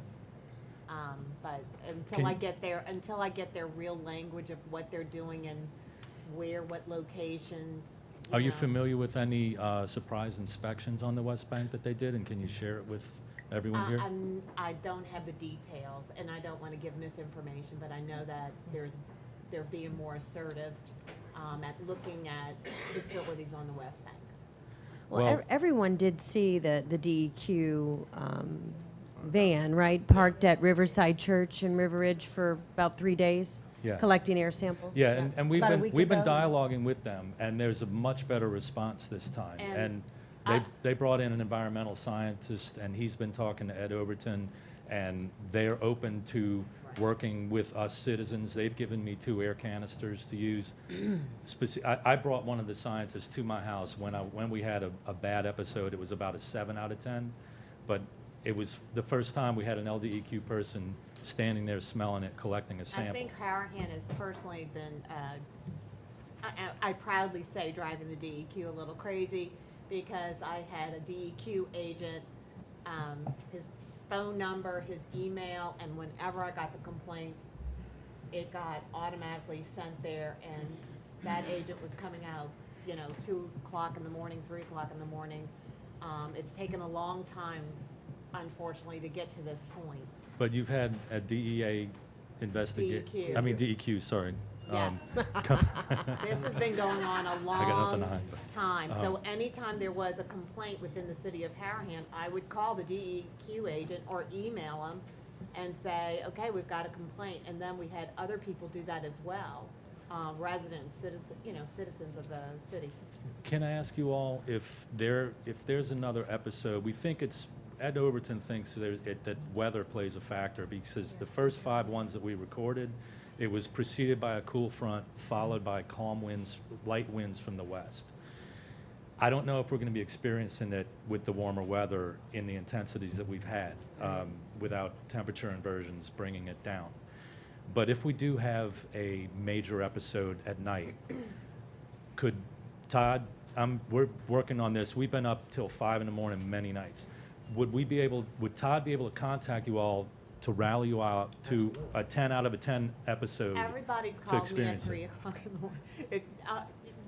Why don't you call me tomorrow during the day? My cell phone is on the city website, and we'll communicate about how to arrange that. Okay. One quick And- question, Mr. Jones. Let me ask you this. Are Sure. you getting air quality alerts on your phone? But No. the craziest part, for the past 2 weeks, I've been getting air quality alerts on my phone. That might be ozone related for high heat Okay, index, okay. and yeah, that's probably different. And Well, I want to say one thing that Ms. Capdadone pointed out. It seems to me that there's a proliferation of industrial activity on the West Bank. I grew up here, and this stuff wasn't here. And you look at the Google Earth images of the barge cleaning operations right across the river, for example, and you look at some of the photos I took when I did flyovers. There's a lot more equipment out there. There was only one retaining pond. Now there's 3. And I just want to say that I think Harahan and River Ridge need to stay on guard, because if people are building much more, investing more industry on the West Bank, and we start getting the fallout, if we're not on the front end of it and challenging it, it's going to be affecting us in a negative way if it's not vetted very carefully from the citizens on Thanks this for side. working Very with true. our So, chief. He's great. You're welcome.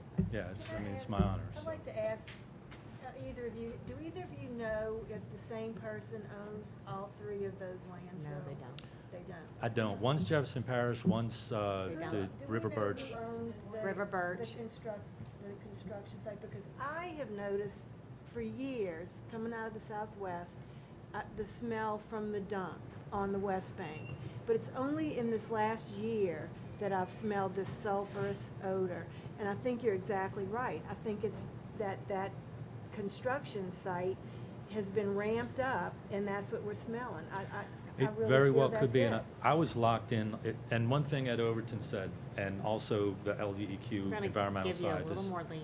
Okay, one thing they said is to keep an open mind, that don't get fixated on one thing. Right. And I've changed my thinking around a few times. We don't know yet, but it is intense, it's really That's bad. something to And look without at. exaggeration, it's unlivable. And if you saw the Facebook page, we had over 300 members in the first day we started it. We have over 800 now, and I encourage you to go on there. We do a daily smell report, and you'll see a lot of days where people say 0 out of 0, 0 out of 0, and then you see days where it's like the switchboard lights up, and if you can really see how much and how broadly it affects this community, you know, maybe it'll help get more action, and maybe we can lean on the Thank LDQ you a little so more. much. Great, So, thank you. But would you call me Sure. tomorrow and send me, so we can Yes, kind of get together? Thank you Yes. so much. You're welcome. Good job. Next.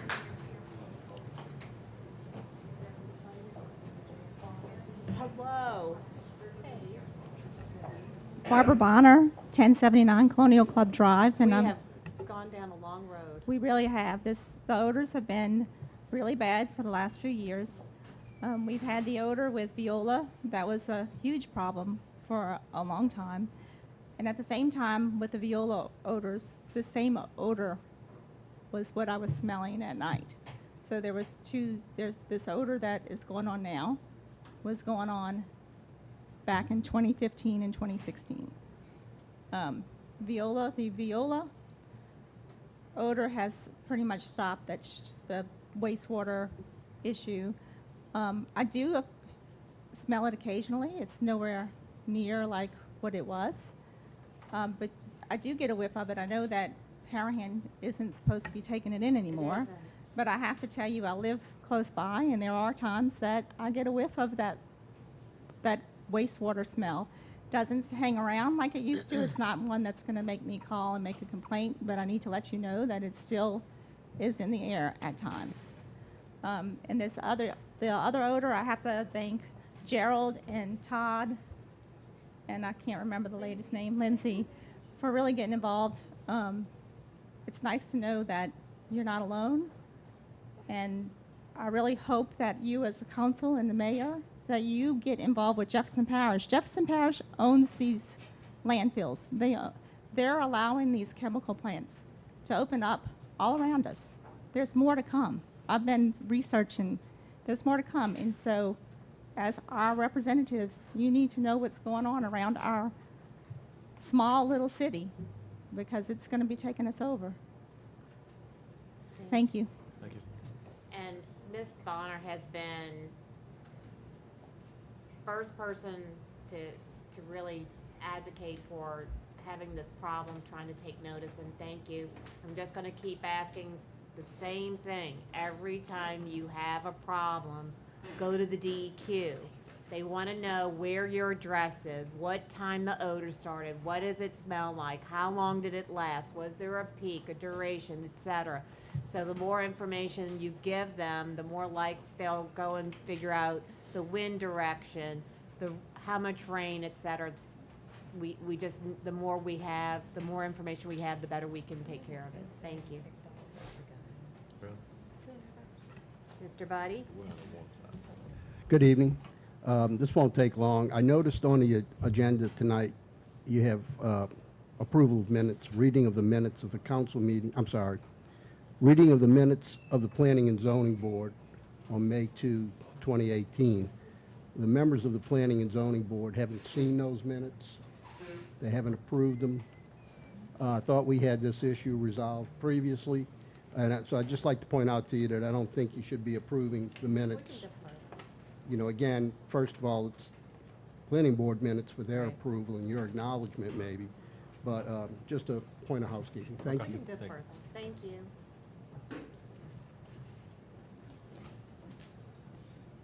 Evelyn Rain, before I start my speech, I'd like to apologize to the people with the odors.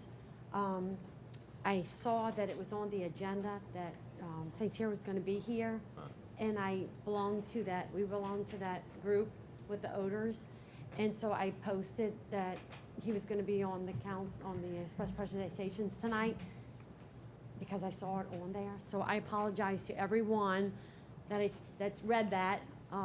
Next time I will make sure that I verify it with St. Cyr or the city before I make those announcements. So I learned my lesson, and I apologize to anyone who thought that was going to happen tonight because I did post it. It was on the agenda. So I'm sorry about that. I apologize. No, thank you. Okay, so Wood Materials' new concrete haul road along the river is very necessary. It is now completed and is now being used. The old haul road along the levee is close to the homes and had potholes that caused trucks to rattle. The old haul road caused tremendous amounts of sand to enter the Harahan residential community daily from dump trucks, front-end loaders, tree trucks, and excavators using the old haul road along the levee. The airborne sand affecting the community was also compounded because of a Venturi effect from the berms and trees missing in 3 different areas from Hickory Avenue to Bailey Street. Wood Materials' old haul road along the levee is not being used now and is blocked off on both ends. Pierce Wood and Sarah Woodham have made commitments concerning the new concrete haul road along the levee and the old haul road Pierce Wood and Sarah Woodham have made commitments concerning the new concrete haul road along the river and the old haul road along the levee. The new concrete haul road along the river will access the sand pits from the riverside, allowing the company to close off the berms, open berms it formerly used that face the nearby neighbors along the levee.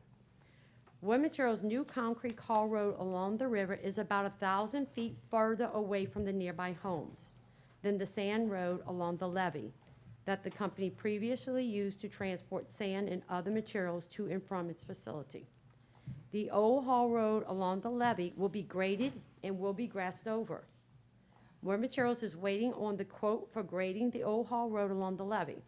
It should be done within weeks. The berms and tree curtains will be done at the same time. Every open area will be closed with berms and trees. Wood Materials says they are happy to put anything that will help stop the Venturi effect. The Harahan residents have suffered a long time with the airborne sand on their property. Wood Materials changes are extremely necessary. The Harahan residents hope Wood Materials commitments will be completed soon. Please pray. Thank you. Thank you. You finished in time. John Ream, 3 Rent Pass.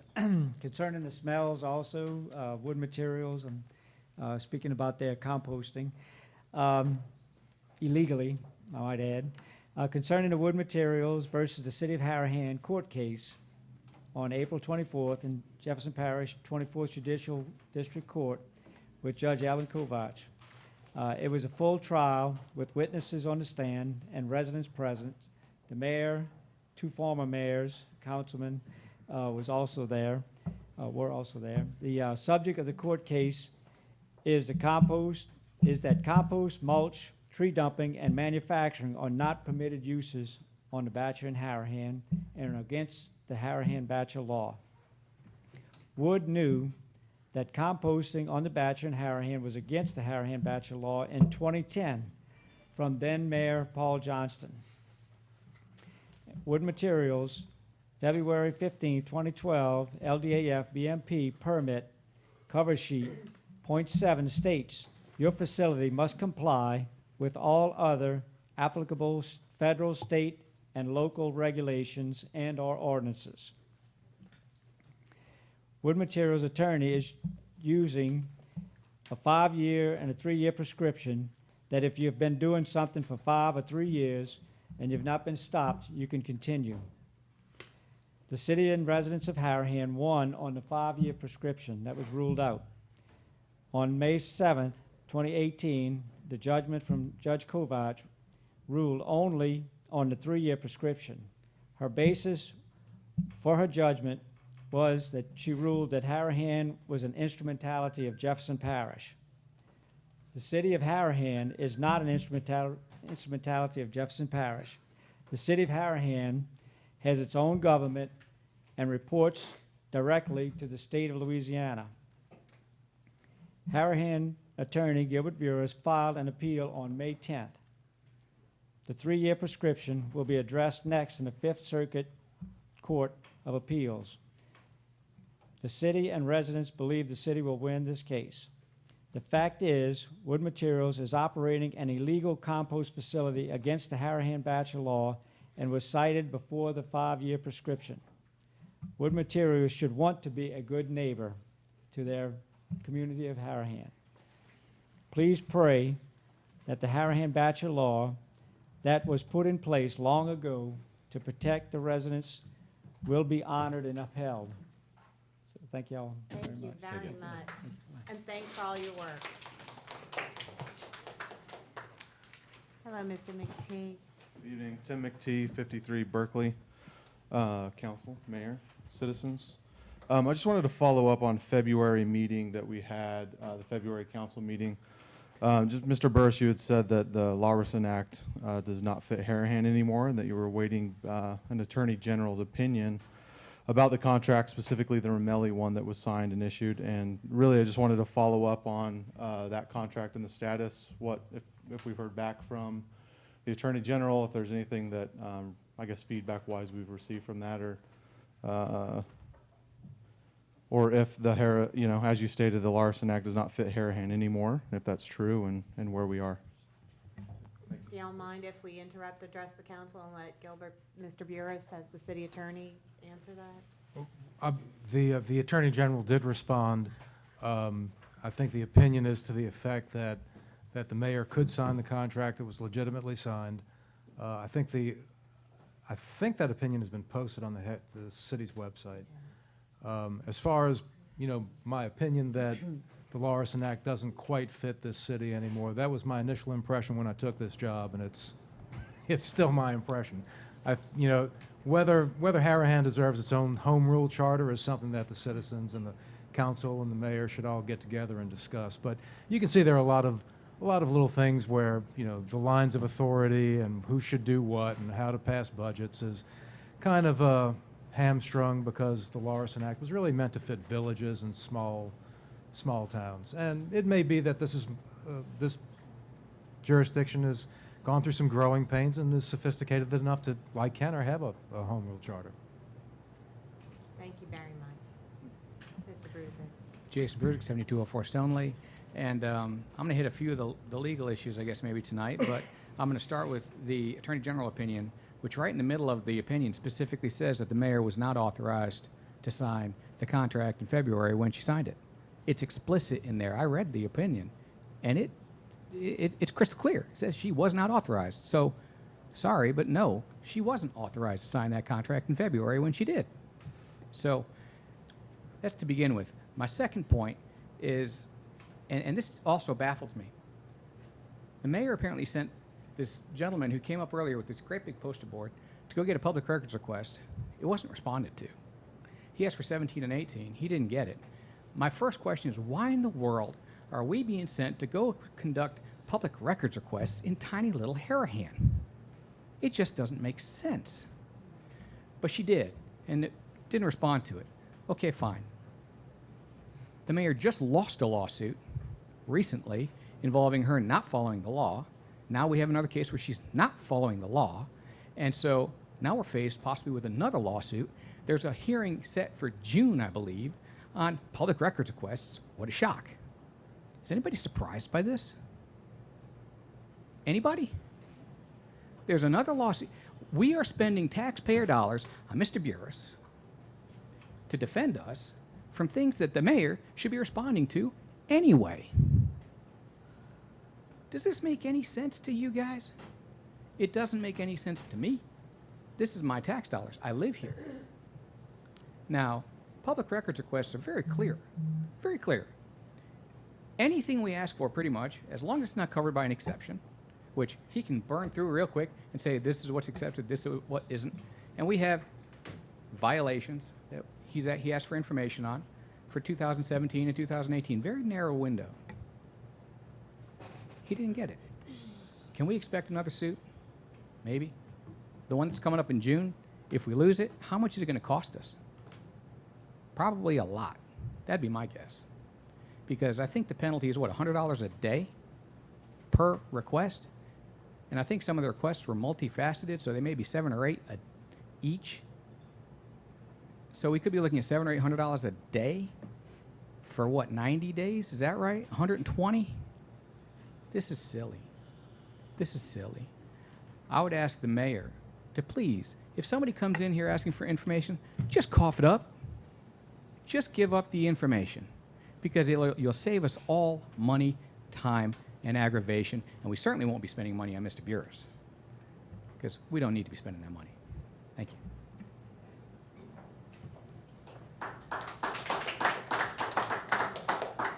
Rena Sanders, Oak Avenue. I know Darlene touched on this, but I wanted to talk about it too. My little next door neighbor, Michael Leslie, went on a family trip to Chicago, had a snow accident, and broke his back. And he's a self-employed landscaper. So he knows he'll be out of work for like 4 to 6 months. So they're having this thing Sunday at the mill, and I wish that, and it's kid-friendly. So, and Mr. Baudier, thank you so much.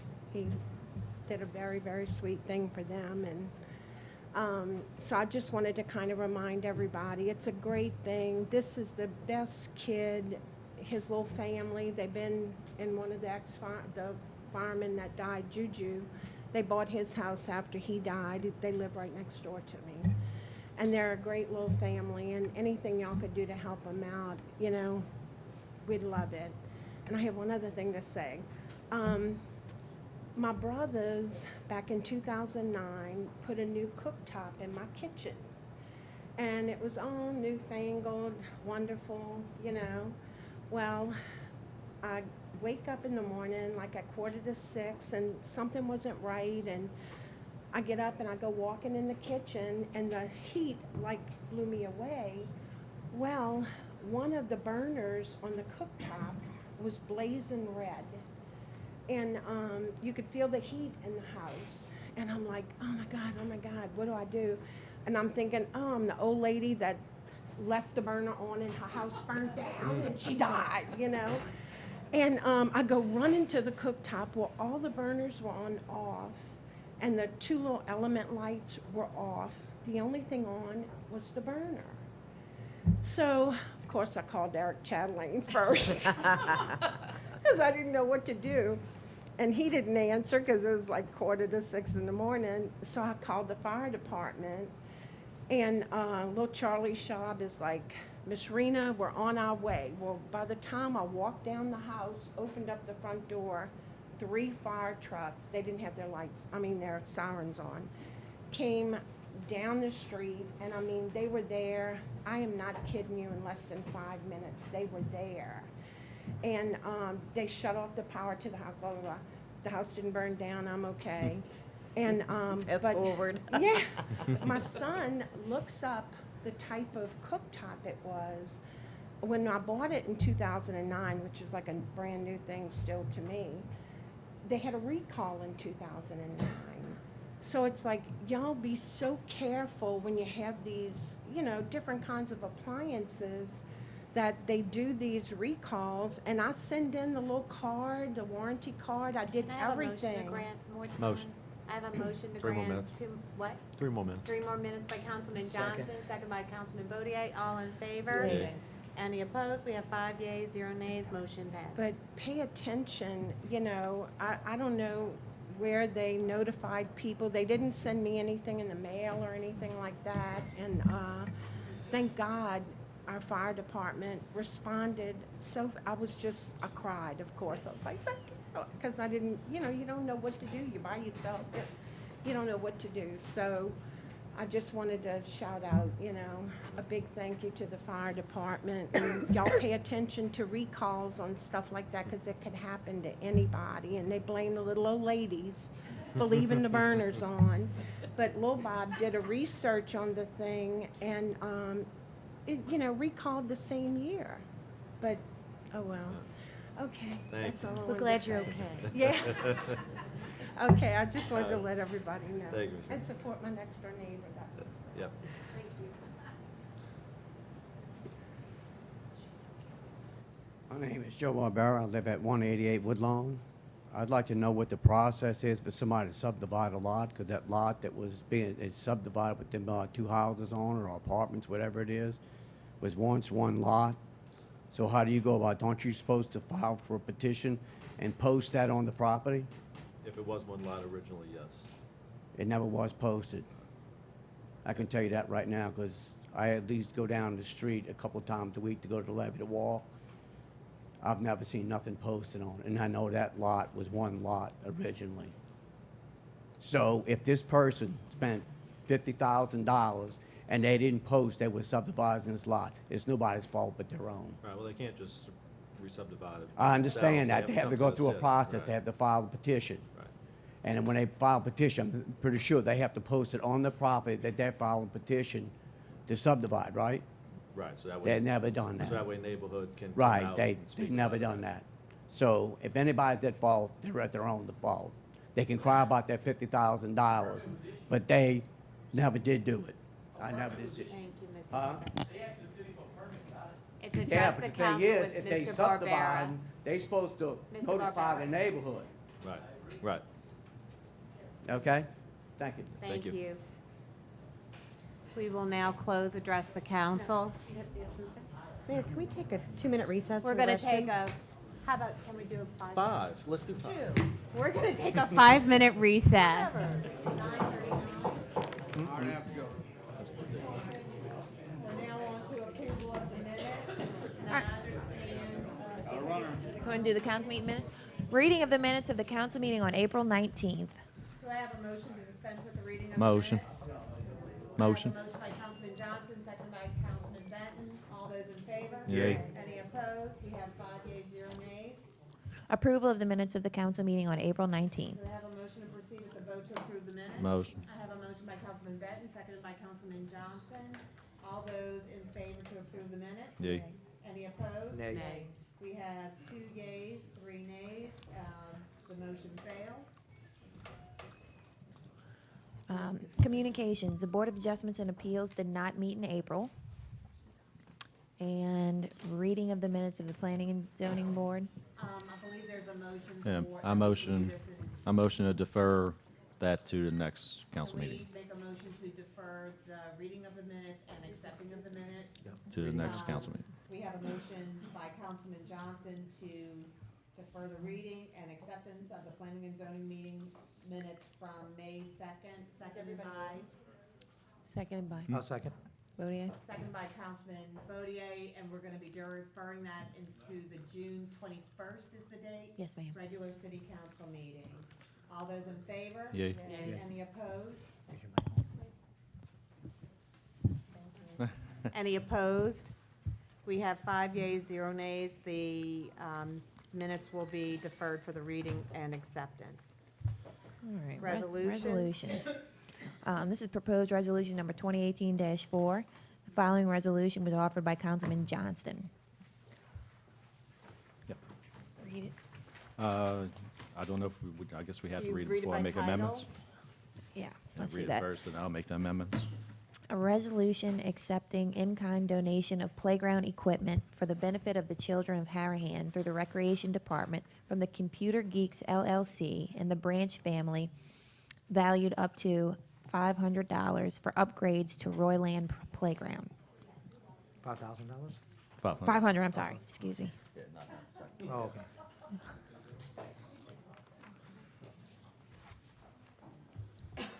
The public hearing is now open. Your phone. Anyone, pardon me. Right. Anyone wishing to address the council about this resolution, please come forward. Good evening, Jason Asbill, 573 Posey Avenue. This started with Miss Melissa Taylor. She had posted some concerns on one of the Facebook pages about some issues with the swings at Royland. They're in bad disrepair and probably not up to date. The bucket swings for the kids, instead of being the full bucket, they have like chains around them, so if the kid slides out, they'll choke on the chain, stuff like that. So she posted about that. A community member came to her and said he'd like to donate some money to get those updated. She brought it to the city, and we've gotten a quote here for the swings and the chains to replace all of that. The total cost was $411.35. That's for seven swings, 3 of which are bucket, 4 of which are the cut-proof regular belt seats, and 14 chains to replace all of that. And those are the half-coated chains, so that fingers don't get caught in the chains. So that's for that. And then We're going to have right. Okay. I still have to make an amendment, but you can talk about it if you like. Okay, sure. So there's also an amendment. Harahan Athletic Association at their last meeting, they voted to donate up to $5,000 to the city to replace 2 benches for the Soniat play area. About a month back, those were taken away because they were, I guess, they were in disrepair. They were taken away and not replaced. So they're donating up to $5,000 to replace 2 of those and 2 new picnic tables, which are generally also in disrepair at Soniat Playground. So they're going to purchase those, deliver them to the city, and then the city can put them where they like. Thank you. Yep.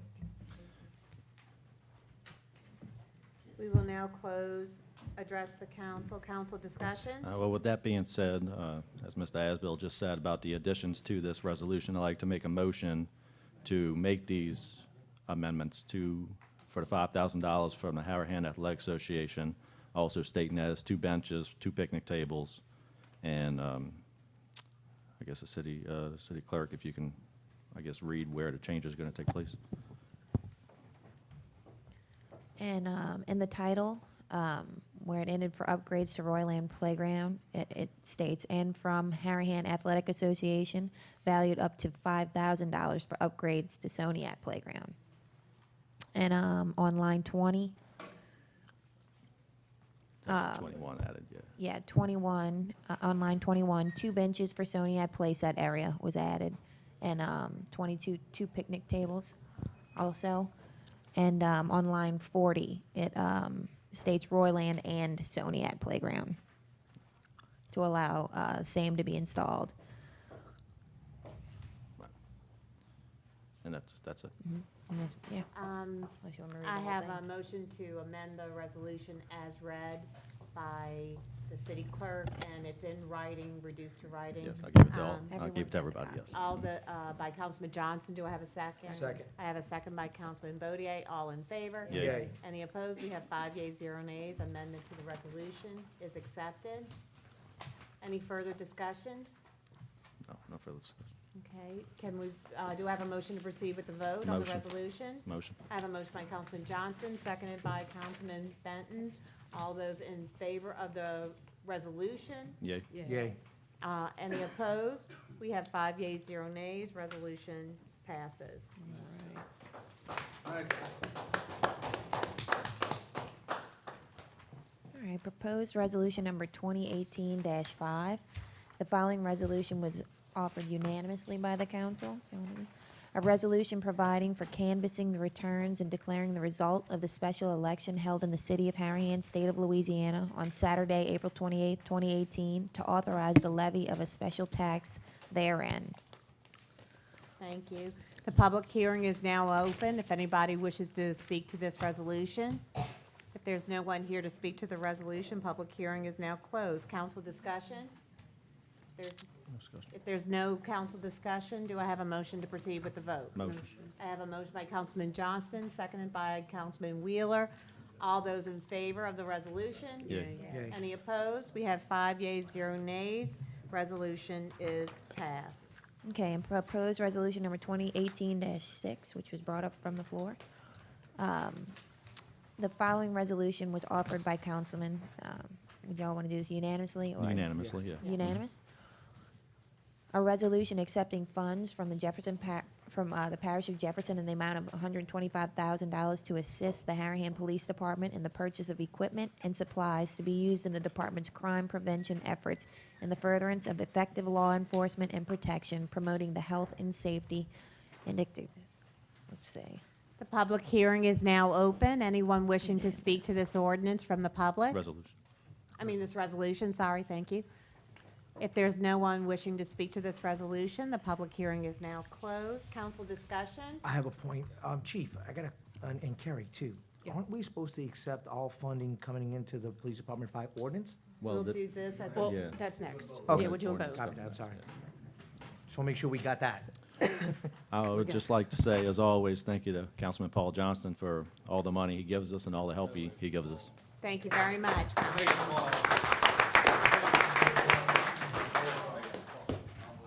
Any further discussions?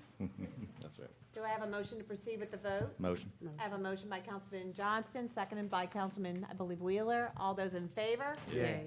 Any opposed? And it passes. Thank you very much again for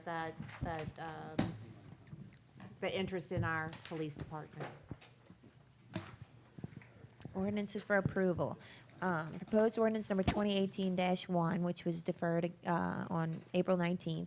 The following ordinance was proposed by Councilman Benton and seconded by Councilman Johnson. This is an ordinance relating to asphalt repairs around the city of Harahan to be performed during the fiscal year ending December 31st, 2018.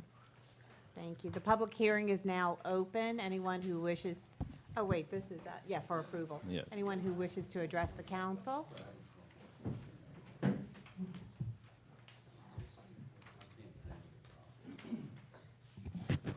Ed Kraus, 424 Stony Give Ave. me just a second, thank you. The couple of questions on this. Do we know specifically where the repairs will take place? Has that been spelled out? Yes. Yes. Yes, Okay. Mr. Heidmeyer gave us a printout of everything, where it's going. I do have an amendment to the dollar amount that we are going to do, but basically, it's going to be $81,000 for Hebe and Elodie. And the miscellaneous ones, I'm not too thrilled about how that's worded, so I'm going to ask for a amendment for the dollar amount, but So it wasn't bid out? It wasn't bid to Piggyback. multiple vendors? right, well, just like the mayor Oh, said, it's it was a piggybacked? piggyback. From one of the Jefferson Parish Yeah, repairs? but maybe speaking, is that off Jefferson Parish, or was that off of what was already bid out? It's a piggyback off of Right, Jefferson Parish. okay, not off what we're already dealing with. Okay, and what was the total, can we It get a was- copy of that? I don't Can that have be it on made? me, but yes, I mean, I can email you a copy, definitely. I appreciate that. But yeah, it's basically what it boils down to is the Hebe and LED come up to about 81,000. It's 80,000 and change, which is close to 81. No, I guess one more question is. No, that's actually just showing the capital fund Why, what balance why, it is right now. why those streets and not some of the others that need repairs? I'm sure the other ones are being repaired, but these are the ones that came up with this ordinance. I could give you a better answer, because those streets are horrible. They are Right. bad. They are really, really bad. Hebe- They're almost like a gravel road. Hebe, I've actually talked to the owner of some of the apartments, talked to the neighbors, talked to the people who live there. I don't know that it's ever truly had a real street put down Yeah. on It's Hebe. It's gravel, really whatever. sad. They can't even get the garbage truck down it. So this has been, I provided the council a list of streets that were identified actually in 2014, and these two streets were listed as well as the streets that we are doing by Harahan Elementary that we discussed In a earlier. priority fashion. Yes, yes. Okay. I Yeah, didn't if mean could to get a interrupt copy. your Yeah. time. If I can get a copy. I'll email you a copy. Yeah, that's no problem. Yeah, we don't have a hard copy, so I'll email you one, though. No problem.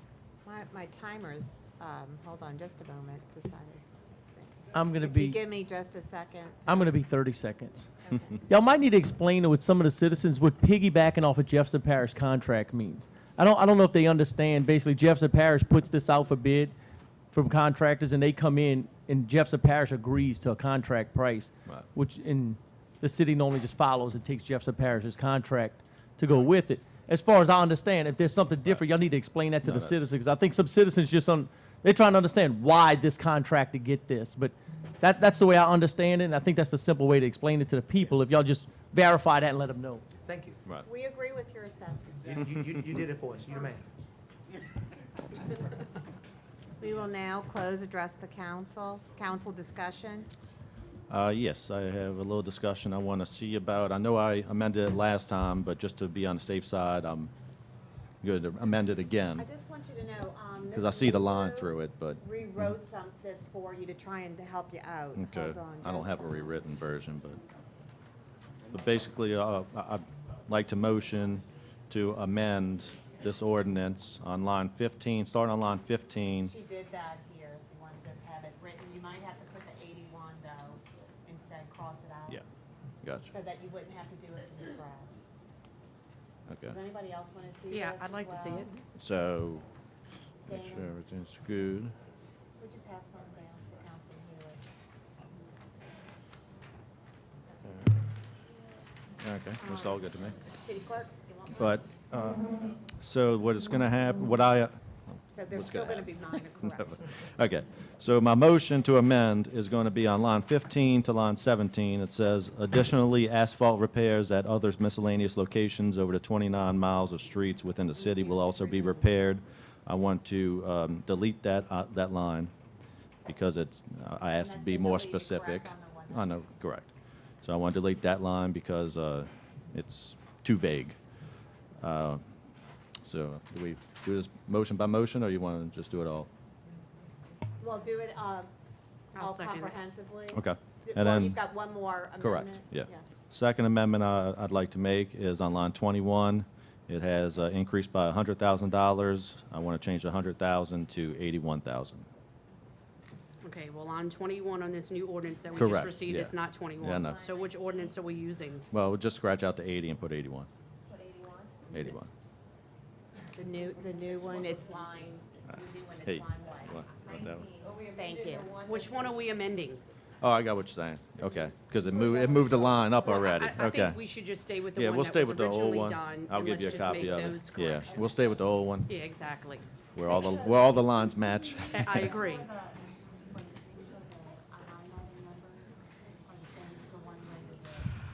Why do we make things so difficult? Okay. Okay, and I'm sorry. Okay. One more amendment. The line item is going to change. The line item that was on here was 341-4-115-40900, highways and street maintenance. The new number is going to be 341-4-115-40920, highways and street maintenance capital. Thank you. So I have a motion by Councilman Johnston to amend the ordinance as stated to take out that sentence Need that in with the- section 1, the last sentence, to amend the amount to 81,000 and to change the line item as stated provided by Ms. Linda Lulu. Yeah. Do I have a second? I have a second by Councilman Benton. All those in favor of that amendment? Yay. those Yay. amendments? Any opposed? We have 5 yeas, 0 nays. The amendments are granted. Any further council discussion? No more discussion now. Okay. Do I have a motion to proceed with the vote? Motion. I have a motion by Councilman Johnston, seconded by Councilman Bodier. All those in favor to accept this ordinance? Yay. Any opposed? We have 5 yeas, 0 nays.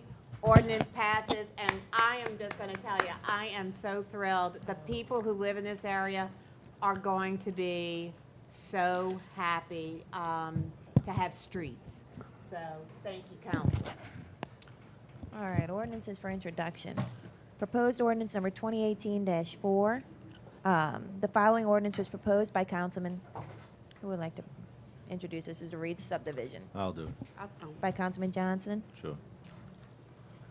An ordinance approving the re-subdivision of lots 4 and 5, Square A, Riverside subdivision, and lots 1, 2, 3, and 4, Square A, Jefferson Park Manor subdivision, City of Harahan, Parish of Jefferson, State of Louisiana, made by Gilbert Kelly and Katori Incorporated, dated April 17, 2018.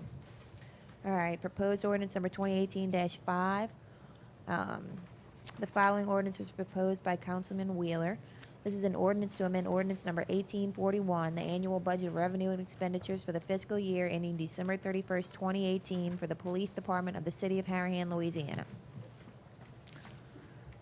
And proposed ordinance number 2018-6. The following ordinance was proposed unanimously by the council. This is an ordinance amending ordinance number 1845, which was an ordinance to amend the annual budget of revenue and expenditures for the fiscal year ending December 31st, 2018 for the Police Department Capital Project Fund of the City of Harahan, Louisiana. And proposed ordinance number 2018-7. The following ordinance was proposed unanimously by the council. This is an ordinance amending ordinance number 1841, the annual budget revenue and expenditures for the fiscal year ending December 31st, 2018 for the Recreation Department Capital Project Fund of the City of Harahan, Louisiana. No old business. And I'm sorry. Huh? I'd like to ask something real quick before we get to new business. A couple months ago, it was asked from Jefferson Parish, from us, for a list of streets for the drain truck to go around and clean the drains out. That list was never given to them. They're going off the old list right now. Should they just continue to go off the old list, or are we going to provide them with an up-to-date list? It was never provided to us. I will have to ask Calvin. Okay. And while we're saying that, Madam Clerk, would you, Mr.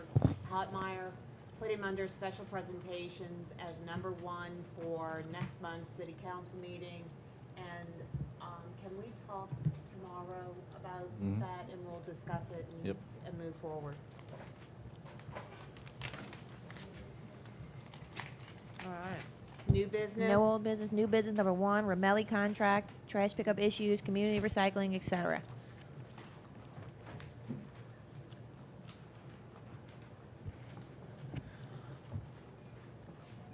Any comment?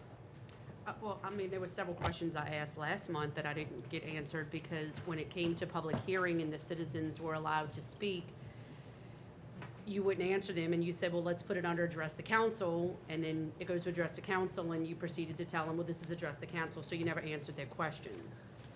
So I don't know if some of the citizens are here from last month that didn't get a chance to speak and question and answer about certain things revolving the Ramelli contract. I know there was complaints about if your trash is not picked up, who do you call? Some citizens said they called City Hall and were directed to call Ramelli. The mayor disagreed with that, saying that, no, you call City Hall, they contact Ramelli. But I believe some citizens had some issues, but then you put them to address the council, so you wouldn't answer their questions. I disagree with the tenor and tone of your My statement. tone. My Of your tone. statement. tone. I encourage anyone who has any problems with your garbage pickup or anything, please go to our website, report a concern. It will be documented in an email. If you're not comfortable in doing that or don't have access, You could address it. it's not public hearing. This is. This is new business. The Right. citizens can talk about This this. is not, no, you cannot. They're on new You telling me under business. new business, people cannot come and talk about this? No, cannot talk about this. Address the council is address the council. We're gonna address the council coming right up, Kara. Correct. We'll Well, get but the 'em to- problem is addressing the council is the people, Oh, the that's right. citizens You are can't get an asking answer. questions No, of the this mayor is- and she's not answering them. And her excuse is, oh, this is under address the council. I So see. I put it under the agenda so people had questions for whether it's the mayor or this council, we can answer them. So are you telling me if any citizen has a question about the Ramelli contract, it'll never be answered? I didn't. I'm I didn't asking say you. that. I'm asking you. You're saying under new business, the citizens cannot come up and ask It- questions? That's Is anyone here tonight that that- wants to discuss the Ramelli contract? That is Yeah. not, Okay. You want to amend the agenda to address the council? Well, the problem with address the council is people get up and the mayor doesn't answer their questions. Half the time, she doesn't even look at them while they're addressing her. So what I did as a citizen, they have questions and they want to get up and they want to question the mayor, maybe the city attorney, maybe this council. So are you telling me, is there never a point on this agenda that we can put where a citizen can come up and address a concern and questions can be answered? Open up public hearing. this is a city council meeting. Robert's Rules of Order has addressed the council when the citizens can come up or anyone from the public So can come up. why is it, Mayor, that when people get up to address the council, you will answer them, but other people get up and you totally ignore them? So Carrie, make a motion to open up public hearing. Well, that's what I thought we would do, and she said I is can't do not- that. It's not under new business. This is new business. It's under new No, business. it's under, It's crazy town. the public and residents get to come up during address the council. But Mayor, again, and let me correct my tone. The problem with address the council is when certain citizens get up and when it behooves you, you answer them. When it's something about you, you ignore them. So when will they ever get up to ask you a question and you will answer it? Is there never a time? Ms. Wheeler. I'm asking you a this- question. Is this there never a is- time? This is not a forum for. Obviously, she's never gonna answer your questions. I'm sorry. I tried to put it on the agenda so y'all would have an opportunity to ask her. I'm sorry to interrupt, but new business number 5, we're gonna have to open a public hearing. Oh. For notice of public meeting for the millage. Well, if mine's under new business, then mine should be open to public hearing. We have It's to not by the Rob- legislative auditors law for this millage thing, we have to. And you just, I don't know how to, the announcement is the announcement. No, we have to, or our millage is not gonna pass. That's the. Carrie, that- Even though we're not gonna get our answers, would we still like to, we can still come in and make a motion to address the council. We're not gonna get an answer, but at least the people can get up and express their during concerns. address the council. Well, we're gonna make a motion to amend the agenda and come to address the council, and then we'll come back I to. have a motion to amend the agenda to go to address the council. Or by Councilman Bodier, seconded by Councilman Hewitt. All those in favor? Yay. Any opposed? We have 5 yeas, 0 nays. Motion to address the council. This is about Ramelli. Let's try to keep a topic specific, please, and we're gonna let you have your word. Good evening, thank you. Jason Asbill, 573 Posey Avenue. I'm not going to address the recycling specifically because I understand that there won't be an answer. But just to be clear, even last week, I showed up to the mayor's office to speak with her. Miss Charlene greeted me at the window very politely, and I asked to see the mayor. She said, "Oh, yeah, sure, 1 second." Took my name and went back there and said, "Hey," I guess she said, "Hey, Mayor Jason Asbill's here, wants to talk to you." And the mayor was in a meeting, apparently. So Ms. Charlene took my number and name, and I expected a call back, but did not get one. So not only will there not be an answer here, there won't be an answer during regular business hours either. Thank you. Thank you.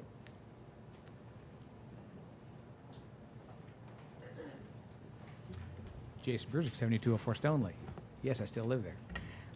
So what I'd like to know is, and this is to the council specifically, the Attorney General opinion that was requested by Carrie Wheeler some time ago, I want to say back in February, finally came back. And in the comment section where the Attorney General does some analysis, specifically said that the mayor was not authorized to sign the contract in February when she signed it. My question, I read that and said, how come this Ramelli contract did not come before this body during the RFP? Why wasn't it ever discussed in an open meeting that it was time to renew it? Why didn't they have deliberations about the scoring sheets? That's all public stuff. That's all public record. We should have known about that. And so, Mayor, my question to you is, why didn't you follow those procedures? Mayor, I'm talking to you. I understand, Mr. Brusick, you're addressing the council. And I'm also addressing you. Exactly, you're addressing the Why council. didn't you follow those procedures? Why was it not open? Maybe we could have avoided some of the trouble that we've had since. If it had been opened, if we had had the scoring sheets, we had had presentations by the various, possible, waste companies, they could have put something on the big screen, talked to all of us, and we could have helped to evaluate and given everybody our opinions on who was the best value. Because we all know now Ramelli was not. I don't think there's any question there, is there? Based on everything I've seen, and I've looked through the budget, it looks like we're paying Ramelli somewhere. Their original contract was supposed to be what? 605, 608, somewhere in there, plus $32,000. Let's not forget that 32 grand that they extorted from us. Don't forget that. So add that. That's over what, $640,000 ish right in there. And let's not forget those mysterious recycling bins. By the way, Mayor, did you ever get a contract for the recycling bins? It's a simple yes or no. Yes or no? It's addressed the council, Mr. Brusick. I'll take that as a no. You never had a contract. So it was never properly funded. And it never went through these guys for a proper ordinance financing it, which means you didn't have the authority to do it and spend that money in the first place. And that, by the way, folks, was at least $50,000 on top of the 600 and change. So now we're up to about $700,000. Is that value? I don't think so. I don't think so.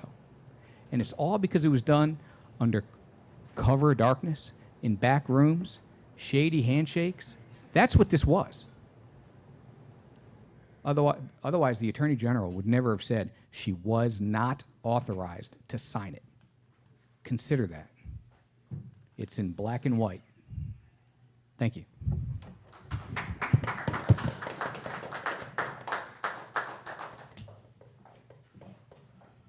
Robert Johnson, 6735 Riverside Drive. Address the council, we don't get answers. We also don't get answers with public records request. I filed mine on February 9, one day after the community meeting that the mayor held concerning recycling. Apparently, we lost recycling, we were told, because it was a money-saving thing. So I requested all documents evidencing the expense paid or incurred by the city of Harahan for the benefit of Ramelli Waste or any garbage and trash collection and disposal company in connection with the operation of community recycle drop-off locations in the city of Harahan. No documents have been provided, so it's unclear that there was any expense being charged Harahan for these community recycling.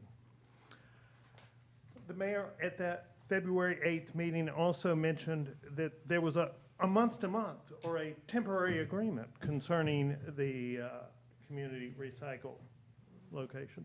So I requested all documents concerning any month-to-month, temporary, or otherwise contract or agreement between the City of Harahan and Ramelli Waste or any garbage and trash collection and disposal company in connection with the operation of community recycle drop-off locations in the City of Harahan.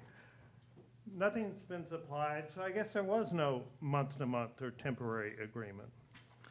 I third requested that, you know, how did this happen, that this contract was, that they stopped doing this? So I requested all documents between the City of Harahan and Ramelli Waste or any garbage and trash collection and disposal company. I wasn't sure if they really operated under the name Ramelli Waste, so I wanted to broaden it in case there was another corporate name they were operating under, Ramelli Group or something, in connection with the ending of the community recycling plan. Well, apparently it was done by phone because there was no documents, no emails, no letters, no writings that have been produced that evidence how the business was ended. So there's a lot of things we don't know, and we don't find out by public record request, including PRR number 2018-3. That was the number of my public records request. We don't find out by questions answered in this forum, and apparently when people have met with the mayor, they haven't got answers either.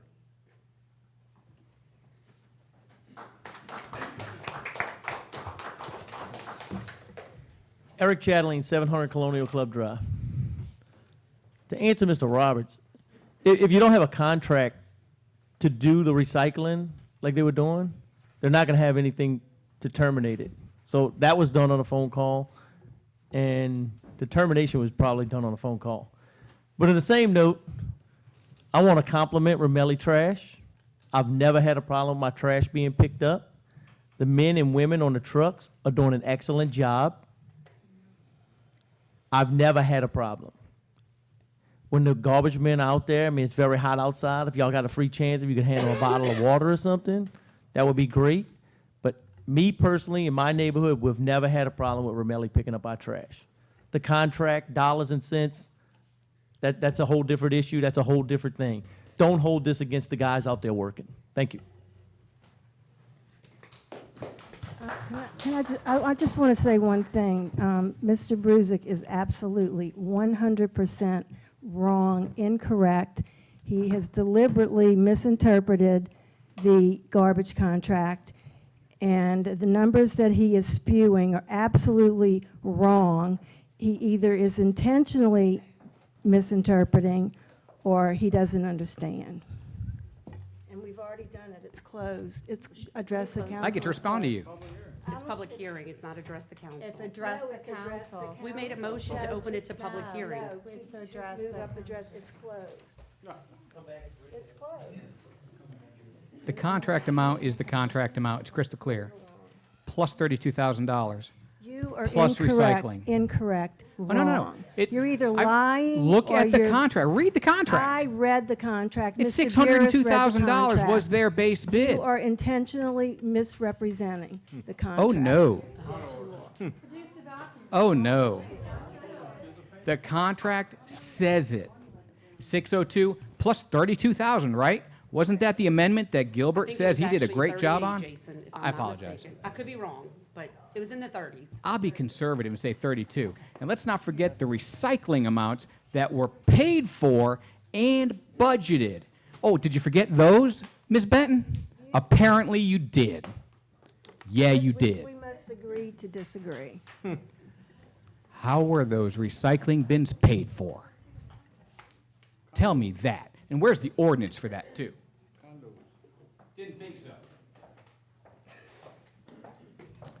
Tommy Buddy, 7208 Stoneleigh Drive. Ms. Benton, I'm going to ask you, you just made some real strong statements. I'd like you to tell us, and Mr. Brusick, exactly where he was wrong.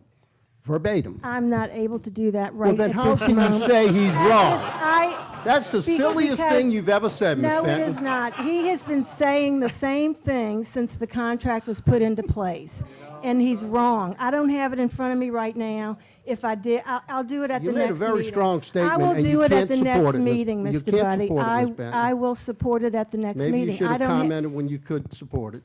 That's Well, just a I wanted to suggestion. Just a suggestion. comment on it Personal as it comment. came up.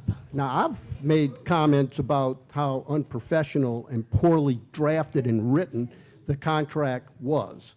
I'll stand by those. They were so bad, that contract was so bad, that 3 months later, the city had to amend it. That is the most unprofessional contract I've heard of in city government, in Harahan city government. So let's just focus on, we had a contract that was, well, everybody can decide if it was let appropriately or not. That's an individual thought. Maybe one day that'll be litigated. It was so poorly written that it required major amendments. You laughed, Ms. Benton. They were major amendments that cost the taxpayers money. They were provided for in the verbiage of the contract. No, there were major amendments to the contract. Some of those amendments removed the contractual right of residents to place other containers other than the Ramelli containers out on the street. Correct. Which they had to supply My, themselves. my service was diminished by those amendments. There was no consideration to the city for the reduction in that service.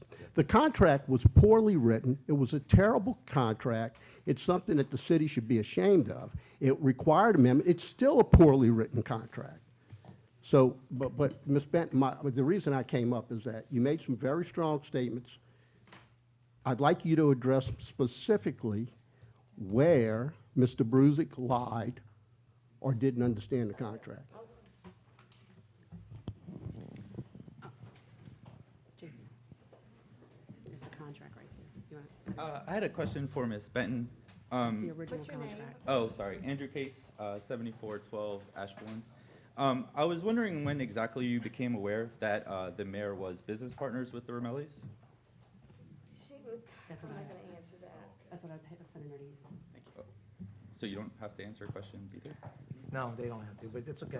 Okay. When they don't answer, you got your answer. Okay. We will now. Wait, I have one more She thing to is say. not, We will now. No, I have one close more thing to address- say. It's- I have one more thing to say. Go ahead, Councilman Sue, Wheeler. I just pulled up the contract for Ramelli. Originally, it was 605-720. So you're 602. Okay, it's 605-720. I need to now go find the amendment to see where it was, I believe, but let me state, because I'm not going to state anything. However, I do believe at one point was the original Ramelli contract was on the website, had 605. That was removed, and then there was something called the Ramelli Revised Amendment, and I think that's where it had the 30-something figure. When you go to the city website, the only thing now on there is back to the contract. The amendment is gone. Unless it's somewhere else and I'm looking at it here. So that's all I can tell you, but it was 605-720. okay, so this is my understanding. Okay? I'll look to see if the amendment, I'm gonna scroll through, but go Originally, ahead, I'm and not I ignoring don't you. know the Can num. we close, address the council, and then this is Okay. under new business? Okay, close the address, yeah. Still, because it's still under new Okay. business, yes. Well, Address the maybe coun- some questions, maybe some address citizens the might have some council questions is when we now address. closed. Don't you have to make a and motion to now- address the close address the council? No, you don't. And now. Wait, You I have thought, to wait, make no, a you have to motion make a to close motion address to close, No, address you the do council. not. Well, I'd like to make a motion to close the cop. Heard you say that 300 times, 3,000 No. times, 3 million times. So we can go back to new business. So now we making a motion to amend the agenda, or are we just? No, we're, We just- okay. apparently the council is discussing, so I'm letting the council discuss. right, so we can talk about Ramelli. Okay, Okay. so the original contract had a certain amount, 605. 605-720. Okay, that was the original amount. Mhm. And it was changed because it was a per-unit contract. There was, the verbiage in the contract stated that there was going to be a count, that the original contract was based on an estimate of how many units were assumed to be in the city. That estimate was found to be less than the actual number of units. Who provided that count? Who performed that count? I'm not sure, but the city had the absolute right to determine or to approve whether the number of bins was acceptable to the city. You mean Romelli had the right to accept the city's number? No. The So city Romelli did a had count? the city had the final say on how many units there were. And when they did the count, it was an exhaustive effort. They got the number of units and they amended it based on that. So the city gave a number And- and then did a recount again and realized it was off? Yes. Okay, just want to make sure I'm understanding Yes, this. because many people weren't paying for 2 or 3 bins. Other people, were paying. It was sort of, a mess. And so a lot of work was done. That was settled. But Mr. Brusick maintained that that was an amendment that was just a slush, just given to Romelli, but it is based on an actual. Right, but the amendment was because the count, according to this contract, said it was 4,000. If the city came back and amended it and now it's 4,400, now they gave more money to Romelli based on an inaccurate account. Correct. Thank you. So he should be penalized because. I'm looking at the contract he right sh- here, it's based on 4,000 units. If the city That then was does an a estimate, Carrie. Well, I'm just telling you what it is. It doesn't even say estimated.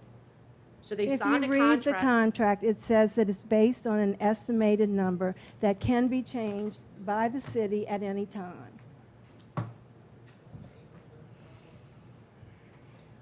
Well, the amendment's not on the website, And, so. and that's what I take issue with, Mr. Buddy. That is exactly the point that I take issue with. I guess, Councilman Wheeler, my concern, I mean, I get, and I know Ms. Benton owned her own business at one time, but if I go in and I tell somebody, okay, it's gonna be $25 to print this shirt, let's sign a contract on it. And then I come back and I say, okay, well, I was wrong, now it's $35 to print this shirt. And how do you do that? I mean, as a business owner. You would eat you that honor. cost. That's right, you I honor agree. the contract you signed. Just because I was at fault and signed the original contract, now I have to put the onus back on someone, or should I eat it myself? Because as a business owner, if I don't learn how to make my contract right out the gate, then that's my problem, not the city of Harahan's problem. Well, let's go with your analogy, Councilman Bodier. So you make a contract to supply T-shirts for Harahan Recreational Department. And the Harahan Recreational Department you say, how many do you need? Well, we're gonna need one for every child, but we're thinking, you need to know about how many T-shirts. I don't need to know about how many, I need to know exactly how many. You wanna know how many shirts, right? Right. So you say 4,000, right? Let's say 1,000, whatever number you want.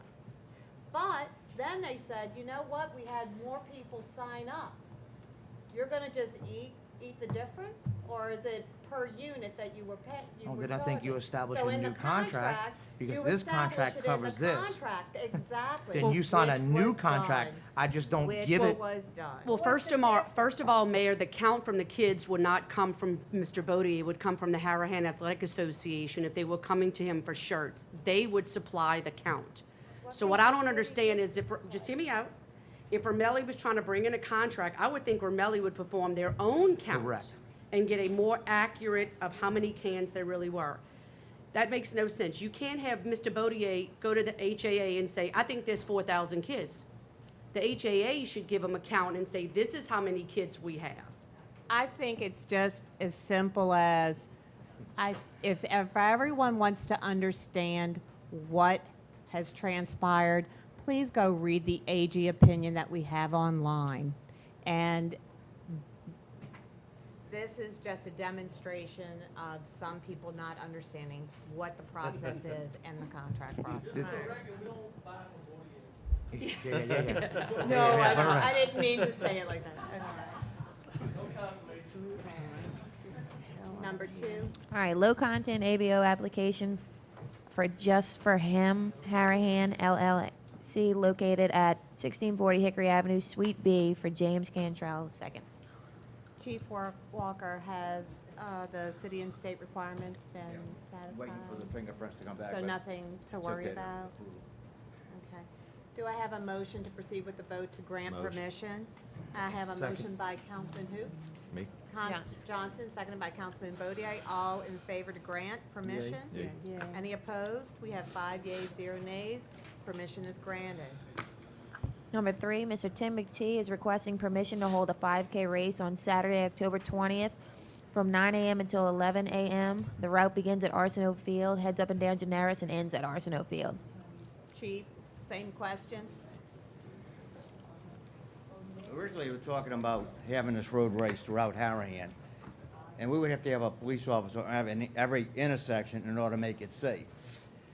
So at one of the Harahan Athletic Association meetings, I spoke and said years ago with the Senior Olympics, they used Generis from the playground, I don't know if it was all the way down to Citrus or the Save, as a alternate route. Be a lot easier for us to patrol with just two, if it goes all the way down to the end, it'd be 2 intersections, Citrus and Save. So if it's up to the council and y'all have enough police officers supplied to it, we can handle it with just 2 intersections being interrupted and also being safe, rather than having intersections throughout the city we couldn't accommodate. Gotcha. Thank you, Chief. Any, Thank you. Tim, you want to come talk about it?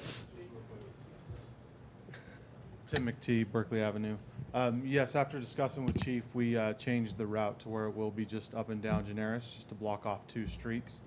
That was a simplified version to allow just better safety for the kids and for everyone that will be running the actual race. So hopefully that is approved, and I think we have the manpower And that as meets well your as. requirements for your distance? Correct, yes, it actually is like one the point, longest it's street in Harahan. a little over 1.5 miles one way, so we're right where we need to be for Good the deal. 5K. Perfect. We can finish in the middle of the field or whatever to make it, The only thing I would ask that True. before the race, that someone goes door to door with a flyer to let the residents That's what I know was gonna do. that they're gonna be inconvenienced for a period of absolutely, time. yeah, we'll get a couple volunteers out Mr. to hand McTee, out I'm flyers. willing to volunteer to help you knock doors if Perfect. you'd like. Sounds great. So just let me Okay. know. Thank you. All right, thank you. Thank you. Another question on that, I know some citizens that are here, that live on Generis, and they have something planned for that day. I think we could make arrangements where they could park their car by the playground, and maybe they could get the golf cart and get you down there. I mean, I know, like I said, they're gonna be dressed for a wedding or something, but I mean, we'll do anything we can to accommodate you, you know. Like I said, we'll have to park the car at the playground. I mean, I don't expect you to walk. No, so I'm sure we'll all make accommodations to work that out with them. Do I have a motion to Motion. proceed with the vote to grant permission? I have a motion by Councilman Johnson, second by Councilman Bodier. All those in favor? Yay. Any opposed? We have 5 yeas, 0 nays. Permission is granted. All right, number 4, we have Planning and Zoning and Appeals Board nominations. I'd like to, wait, here we go. Let me just find my place, hold on. Are we doing planning and zoning, or are we doing appeals board? This is Planning and Zoning. I am, with Mr. Buddy's permission, of course. I think we've discussed this at prior city council meetings. I would like, I am nominating Mr. Buddy, Tommy Buddy, who was filling an unexpired term which ended May 2018 for his first 5-year term to the Planning and Zoning Board, which will run from May 2018 to May 2023. Do I have a? Let me just Yeah. make sure, is he replacing Steve Dalfrez, or are we just No, extending? this out? is, Just want to make sure, because I know there was some issues last time. Right. he finished an unexpired term, but now he's up for his first full term. So he's taking his own spot. Right. Yeah. Okay, just, well, you know, there was some confusion at the Right. last appointments. I just want to make sure we're correct. Do I have a motion to proceed with the vote? Motion. To have Mr. Buddy reappointed to the board? I have a Motion. motion by Councilman Johnston, seconded by Councilman Benton. All those in favor of Mr. Buddy's appointment? Yay. Yay. Any opposed? We have 5 yeas, 0 nays. Mr. Buddy, thank you for your service. Thank you very much. I am also nominating Mr. Lawrence Joey, whose term ended in May 2017 for another 5-year term to the Appeals Board. His term would be from May 2017 to May 2022. Do I have a motion? Wait, who is this? That's Paul Paul Jouet. Jouet. Paul Jouet. Oh, okay. Motion. Do I have a motion to proceed with the vote? I have a motion by Second. Councilman Bodier, seconded by Councilman Johnston. All those in favor? Yay. Any opposed? We have 5 yeas, 0 nays. Mr. Jouet is reappointed. And that's for the I'm appeals board, also- correct? What? Appeals board, correct? Yes. And who else is on that list with the appeals board? now? I'm also nominating Guy Lavin, whose term ended this month, who ends this month, for another 5-year term on the planning, I think, is this planning and zoning or Appeals. variance? It's a variance board. It's variance, thank you. I wrote the wrong thing. To the variance board, his term would be from May 2018 to May 2023. Motion. I have a Second. motion to approve Mr. Lavin. I have a motion by Councilman Johnston, seconded by Councilman Bodier. All those in favor? Yay. Yay. Any opposed? We have 5 yeas, 0 nays, and Mr. Lavin is reappointed. I would like to thank all our volunteers who take on these extra duties. We really, really do appreciate it. Notice Okay, of wait, public- what about Pat McDaniel? Yeah. I don't have that. That's what the roster that Charlene prepares says he expires as well. Well, Because I that's would why I like was to wondering, make the because Paul motion to Jouet's renew. not on here. That's why I was wondering when you were bringing these names up. I'm going off the roster that's prepared Well, I'd by like to the make a clerk. motion to renew Pat McDaniel as well. But We can second that.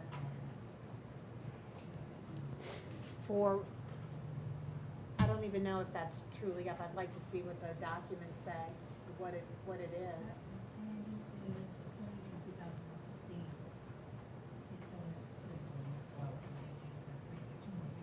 Yeah. And then that list needs to be updated. That Yeah, list is that's funny, because incorrect. Levin and Pat McDaniel came in at the same time. Yeah, I was 'Cause gonna I say put 'em Pat up and Gavin came and Guy got 'em Lavin, confirmed. yeah, at they the came same in at the time. same I put them up and got them confirmed. Yeah. Can we postpone So how do we- this when and- is- then when can is we Paul defer Jouet this up? to the next month, and we can bring it up and appoint? I don't mind deferring it. Okay? So we're deferring Pat Um, McDaniel? We'll We defer Pat will- McDaniel, but I want to let it known that he is my nominee and that I don't want We are going. no hocus pocus playing with everybody coming with some other names. Who is that, Pat? We will be. But you're saying Paul Jouet should have been reappointed a year ago. Right. So then Pat McDaniel would be up. That's what well, Not necessarily. Right.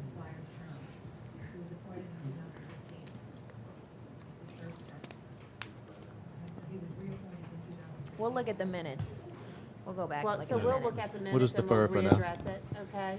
So, Madam Clerk, would you put this under new business again for June's meeting? Yes, Thank you very ma'am. much. All right, number 5, the notice of public meeting.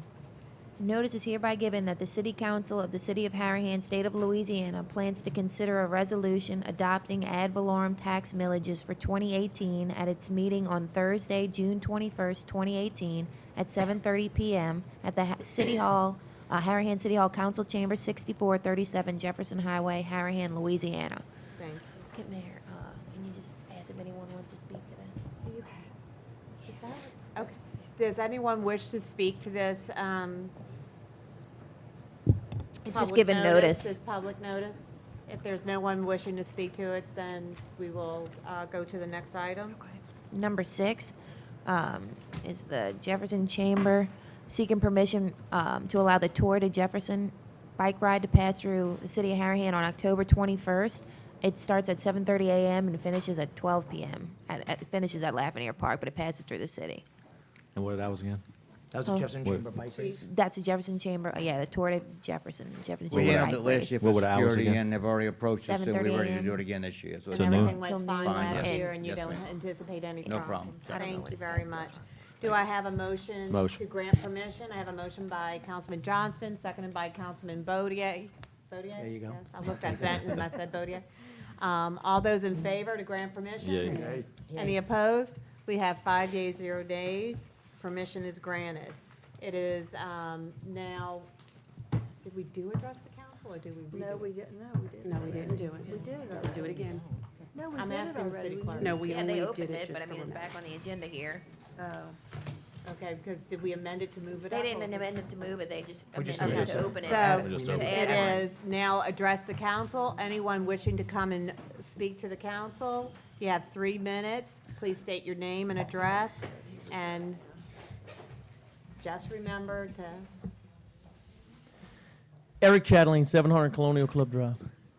You know, earlier y'all were making statements and, you know, people get up here and address the council, and I just think it's funny how sometimes they'll get answers, some people won't get answers. I agree. I want to tell you, you say you're going to follow Robert Rules of Order. You need to follow them. I mean, it makes some people really upset how they can ask, somebody can ask a question, they'll get an answer. Someone else can ask a question, and they just get a look like it's addressed the council. On another note, you know, I know we have a council. We have administrative people who work here. We have professionals that work here. You know, when someone calls with a complaint for DEQ, you know, about a smell complaint, I believe they should call City Hall with all of their complaints. They shouldn't be directed to call DEQ. I believe City Hall needs to get a form in place to address this. That way City Hall, Harahan can keep track of these complaints too. If they want to call DEQ, that's one thing. If I want to call about the air, if I want to call about the police, we should be able to call Harahan City Hall with all our complaints. If someone wants to call about Ramelli picking up our trash and they didn't pick up our trash, we should call City Hall. City Hall should address Ramelli. The contract is with City Hall. We're the citizens. We pay taxes to the city. So I just think the city should be our middle source for anything, any type of calls like this. For us to call here, and I've never had the problem. I just hear y'all making comments, and it's not rude comments, but like, oh, you need to call DEQ. You need to call DEQ. I believe they need to call DEQ if that's y'all's protocol. But I believe they should call here, and we should have a form here. That way, we keep a track and record of who. But, I mean, you're sitting right here telling everybody, call DEQ, call DEQ. Please call the city of Harahan also. You know, that way we have a record, and we can go back on DEQ. I'm not saying DEQ is doing anything wrong. But the more paper trails we have, I mean, y'all always said, we keep paper trails here. If I call DEQ 10 times and I don't call City Hall, you don't know I call DEQ. Right. So I'm getting an answer right now that we do, but you sit up here and you say, call DEQ, call Ramelli, call us. No, call City Hall and bring your complaint here.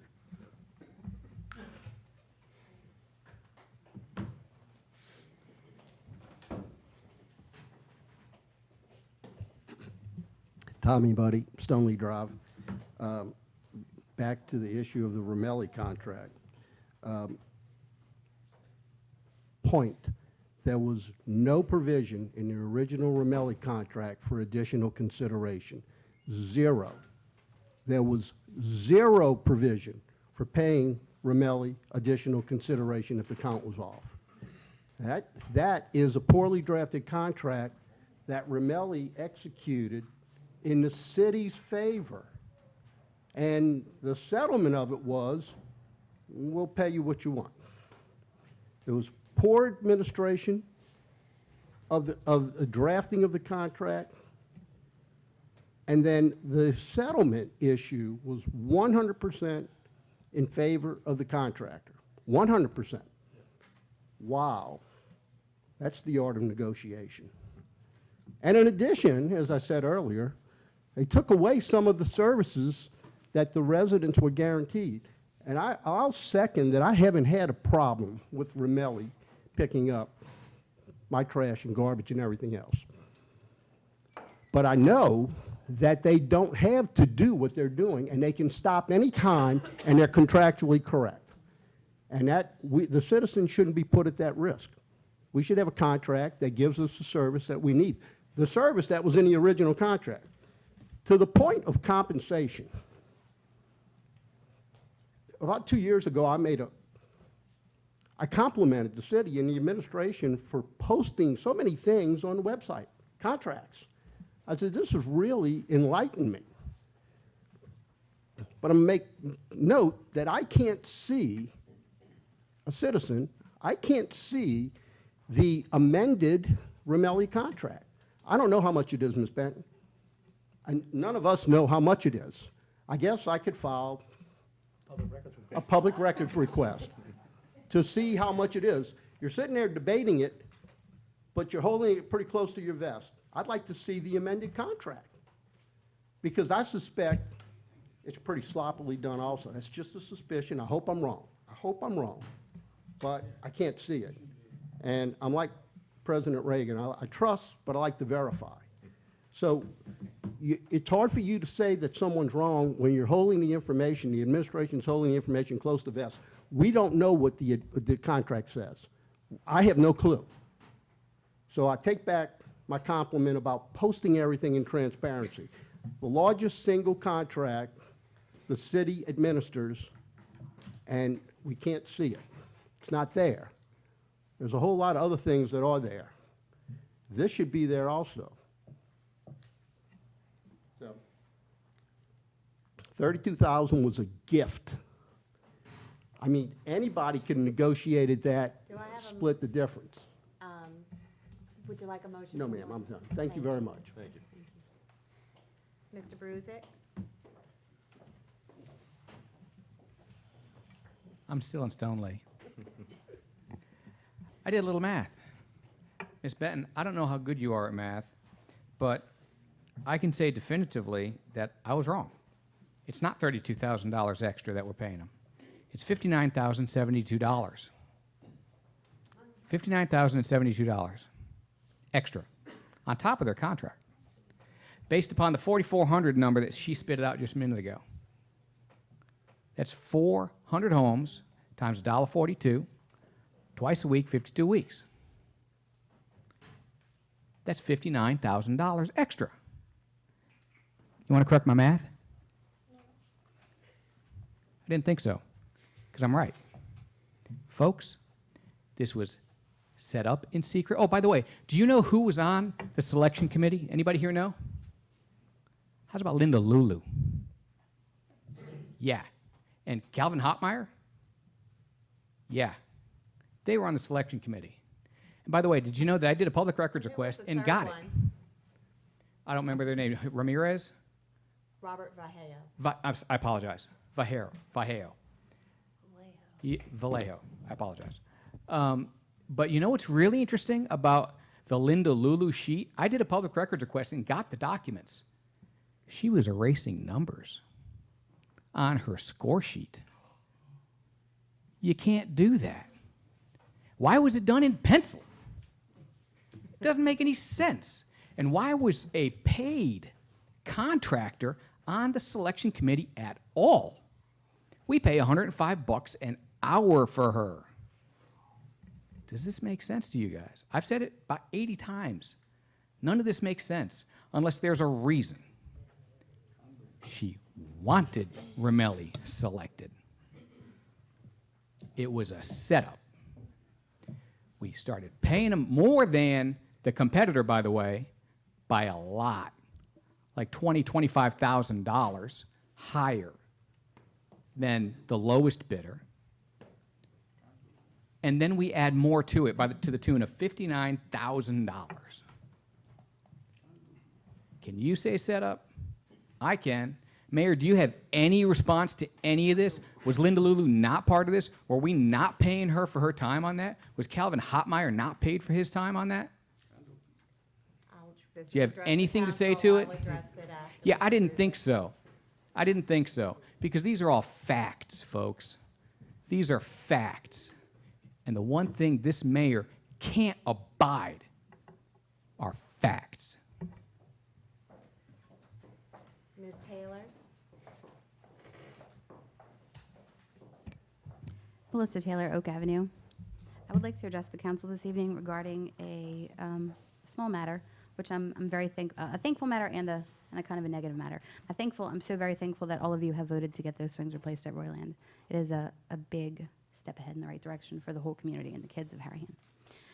I'd like to address this and just put it out there. I was, in beginning this donation, I was directed the mayor directed me to Stu, which is, I believe, the park director, although I'm not quite sure of his exact title, but I think he's the park director, to conduct any information regarding the donation and how to proceed.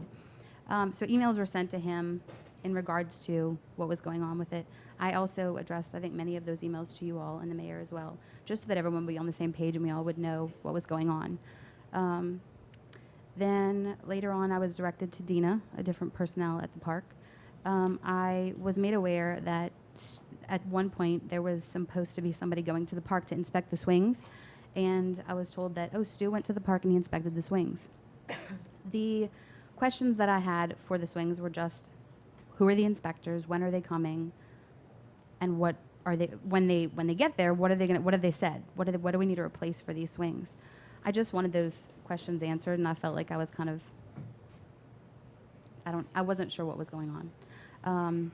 And generally, when there's a donation involved, I feel like it should be very expeditiously handled. You know, you get the money and you get it done before somebody changes their mind, and then people suffer a loss, right? So just in that frame of mind, I just wanted those questions, like who was the inspector? When are they coming out? Eventually, I got those answers, but previous to that, I had a phone conversation with Stu where I was made aware that he went and inspected the swings himself one afternoon. So I called him the next morning, and upon calling him, he informed me that he was extremely busy. He did not appreciate me emailing him at all, not to copy him on anything, and that the swings were not a priority for him. And then he told me he had to go, and he hung up on me.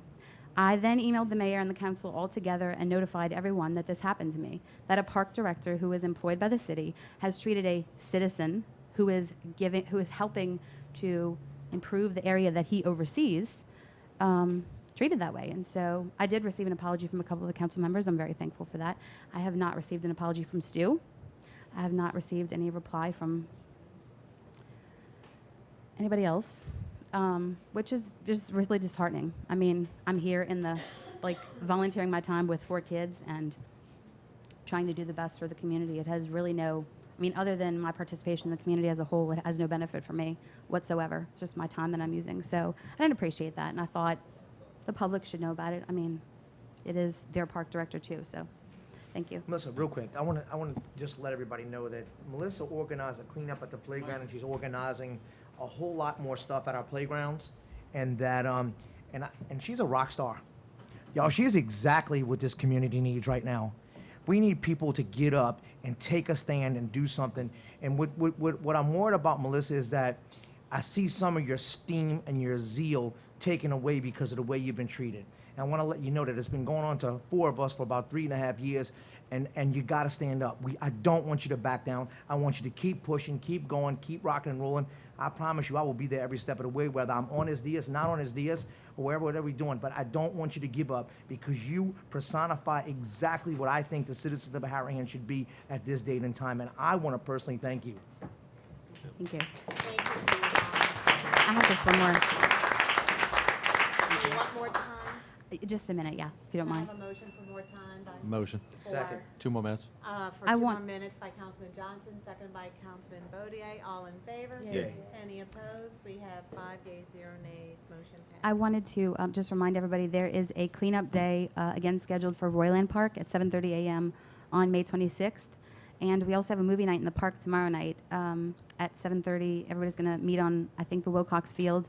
And we've had a big screen and a movie playing for the kids. So it's a free event if you want to bring your kids, grandkids, nieces, nephews, whomever. Bring them out to the park, and we'll be there tomorrow evening. Hopefully this will be the beginning of many community events, bringing people together in Harahan so that we can be a community again. And can you announce your Facebook, because you've started a Facebook Yeah, page? so I just started a group called Friends of Harahan Playgrounds on Facebook, and we're not an official organization. People have asked me that. We're just a group of citizens who care about the community that we live in. And we just want to make sure that, I felt like it was a good place for people to come in and post what they think and, things that ideas they may have just to have it in black and white. So anybody who goes on there, they can see exactly what the community feels. So feel free to join the Facebook page if you're on Facebook. If not, you can always email me and I'll send you whatever I can. And I generally send the council and everybody pretty much any information I have. We thank you. Thanks. Thank you Yeah, very much.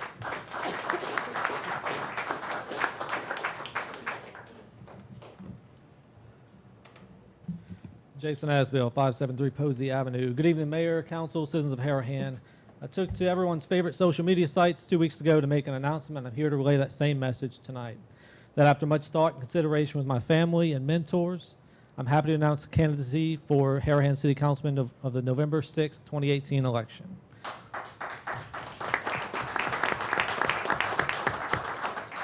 Why? Because I want to keep Harahan Harahan. See, as a child, I was kind of a nomad of Jefferson Parish, moving around place to place, never really took pride in any one place. My wife, Tiffany, however, was born and raised in Harahan. She's been proud of her little city since I met her in high school. In fact, I made several trips in and out of Harahan during high school. So I didn't really get to see a whole lot of the city during that time because I had ulterior motives, but I'm proud to call it home now. So I want this same sense of pride for my children and anyone else's children who want to call Harahan home. I had someone tell me that perhaps the most responsible thing that city officials could do at this time would be to unincorporate. Whether that's true at this very moment or not, I cannot sit idly by and watch that happen. We don't want Harahan to become Jefferson or Harvey or Marrero. We want to keep it Harahan. How? Well, along with the normal rhetorical things I should say about keeping government accountable, transparent, and thrifty, there's some real change we need to make. Not just a change in faces, we need a change in thinking.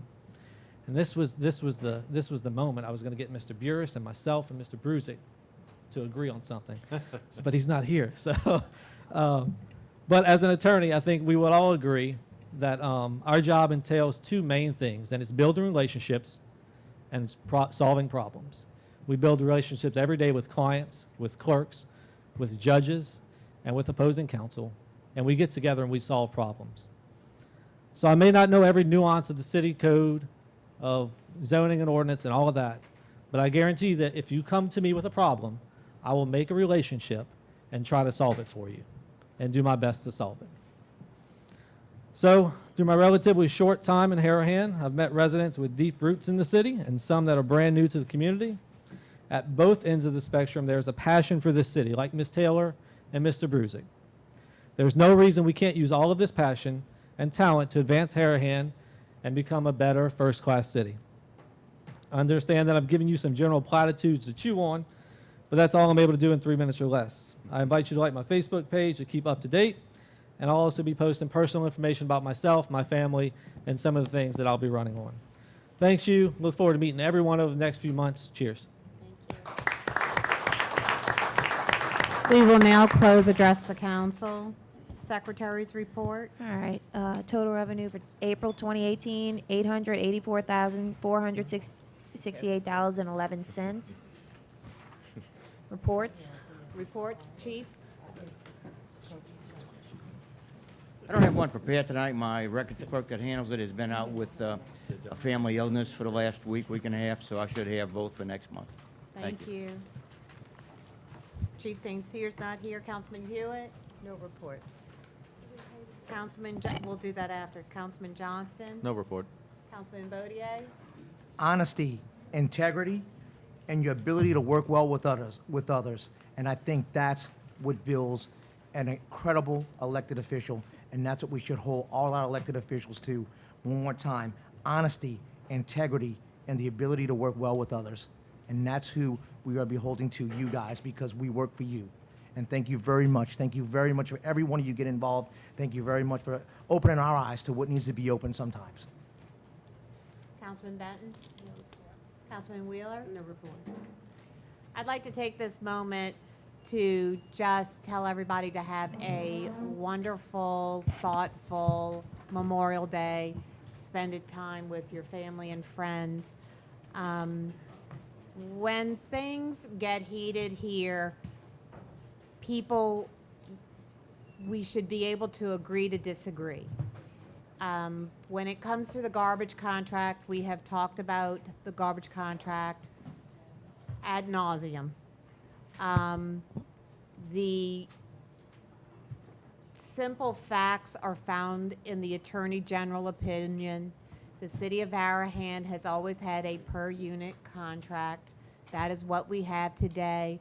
We've done a lot of work to clean up the rules, to make sure that the water bill matches the tax rolls, and that we have serial numbers on garbage cans and people are paying for the right amount of pickup. The one thing that we did not have an ordinance for, that these residents, our city was charged for, was curbside recycling. So for many years, that we never had an ordinance in place for curbside recycling. Other than that, I'd like to reflect a little bit more on Mother's Day.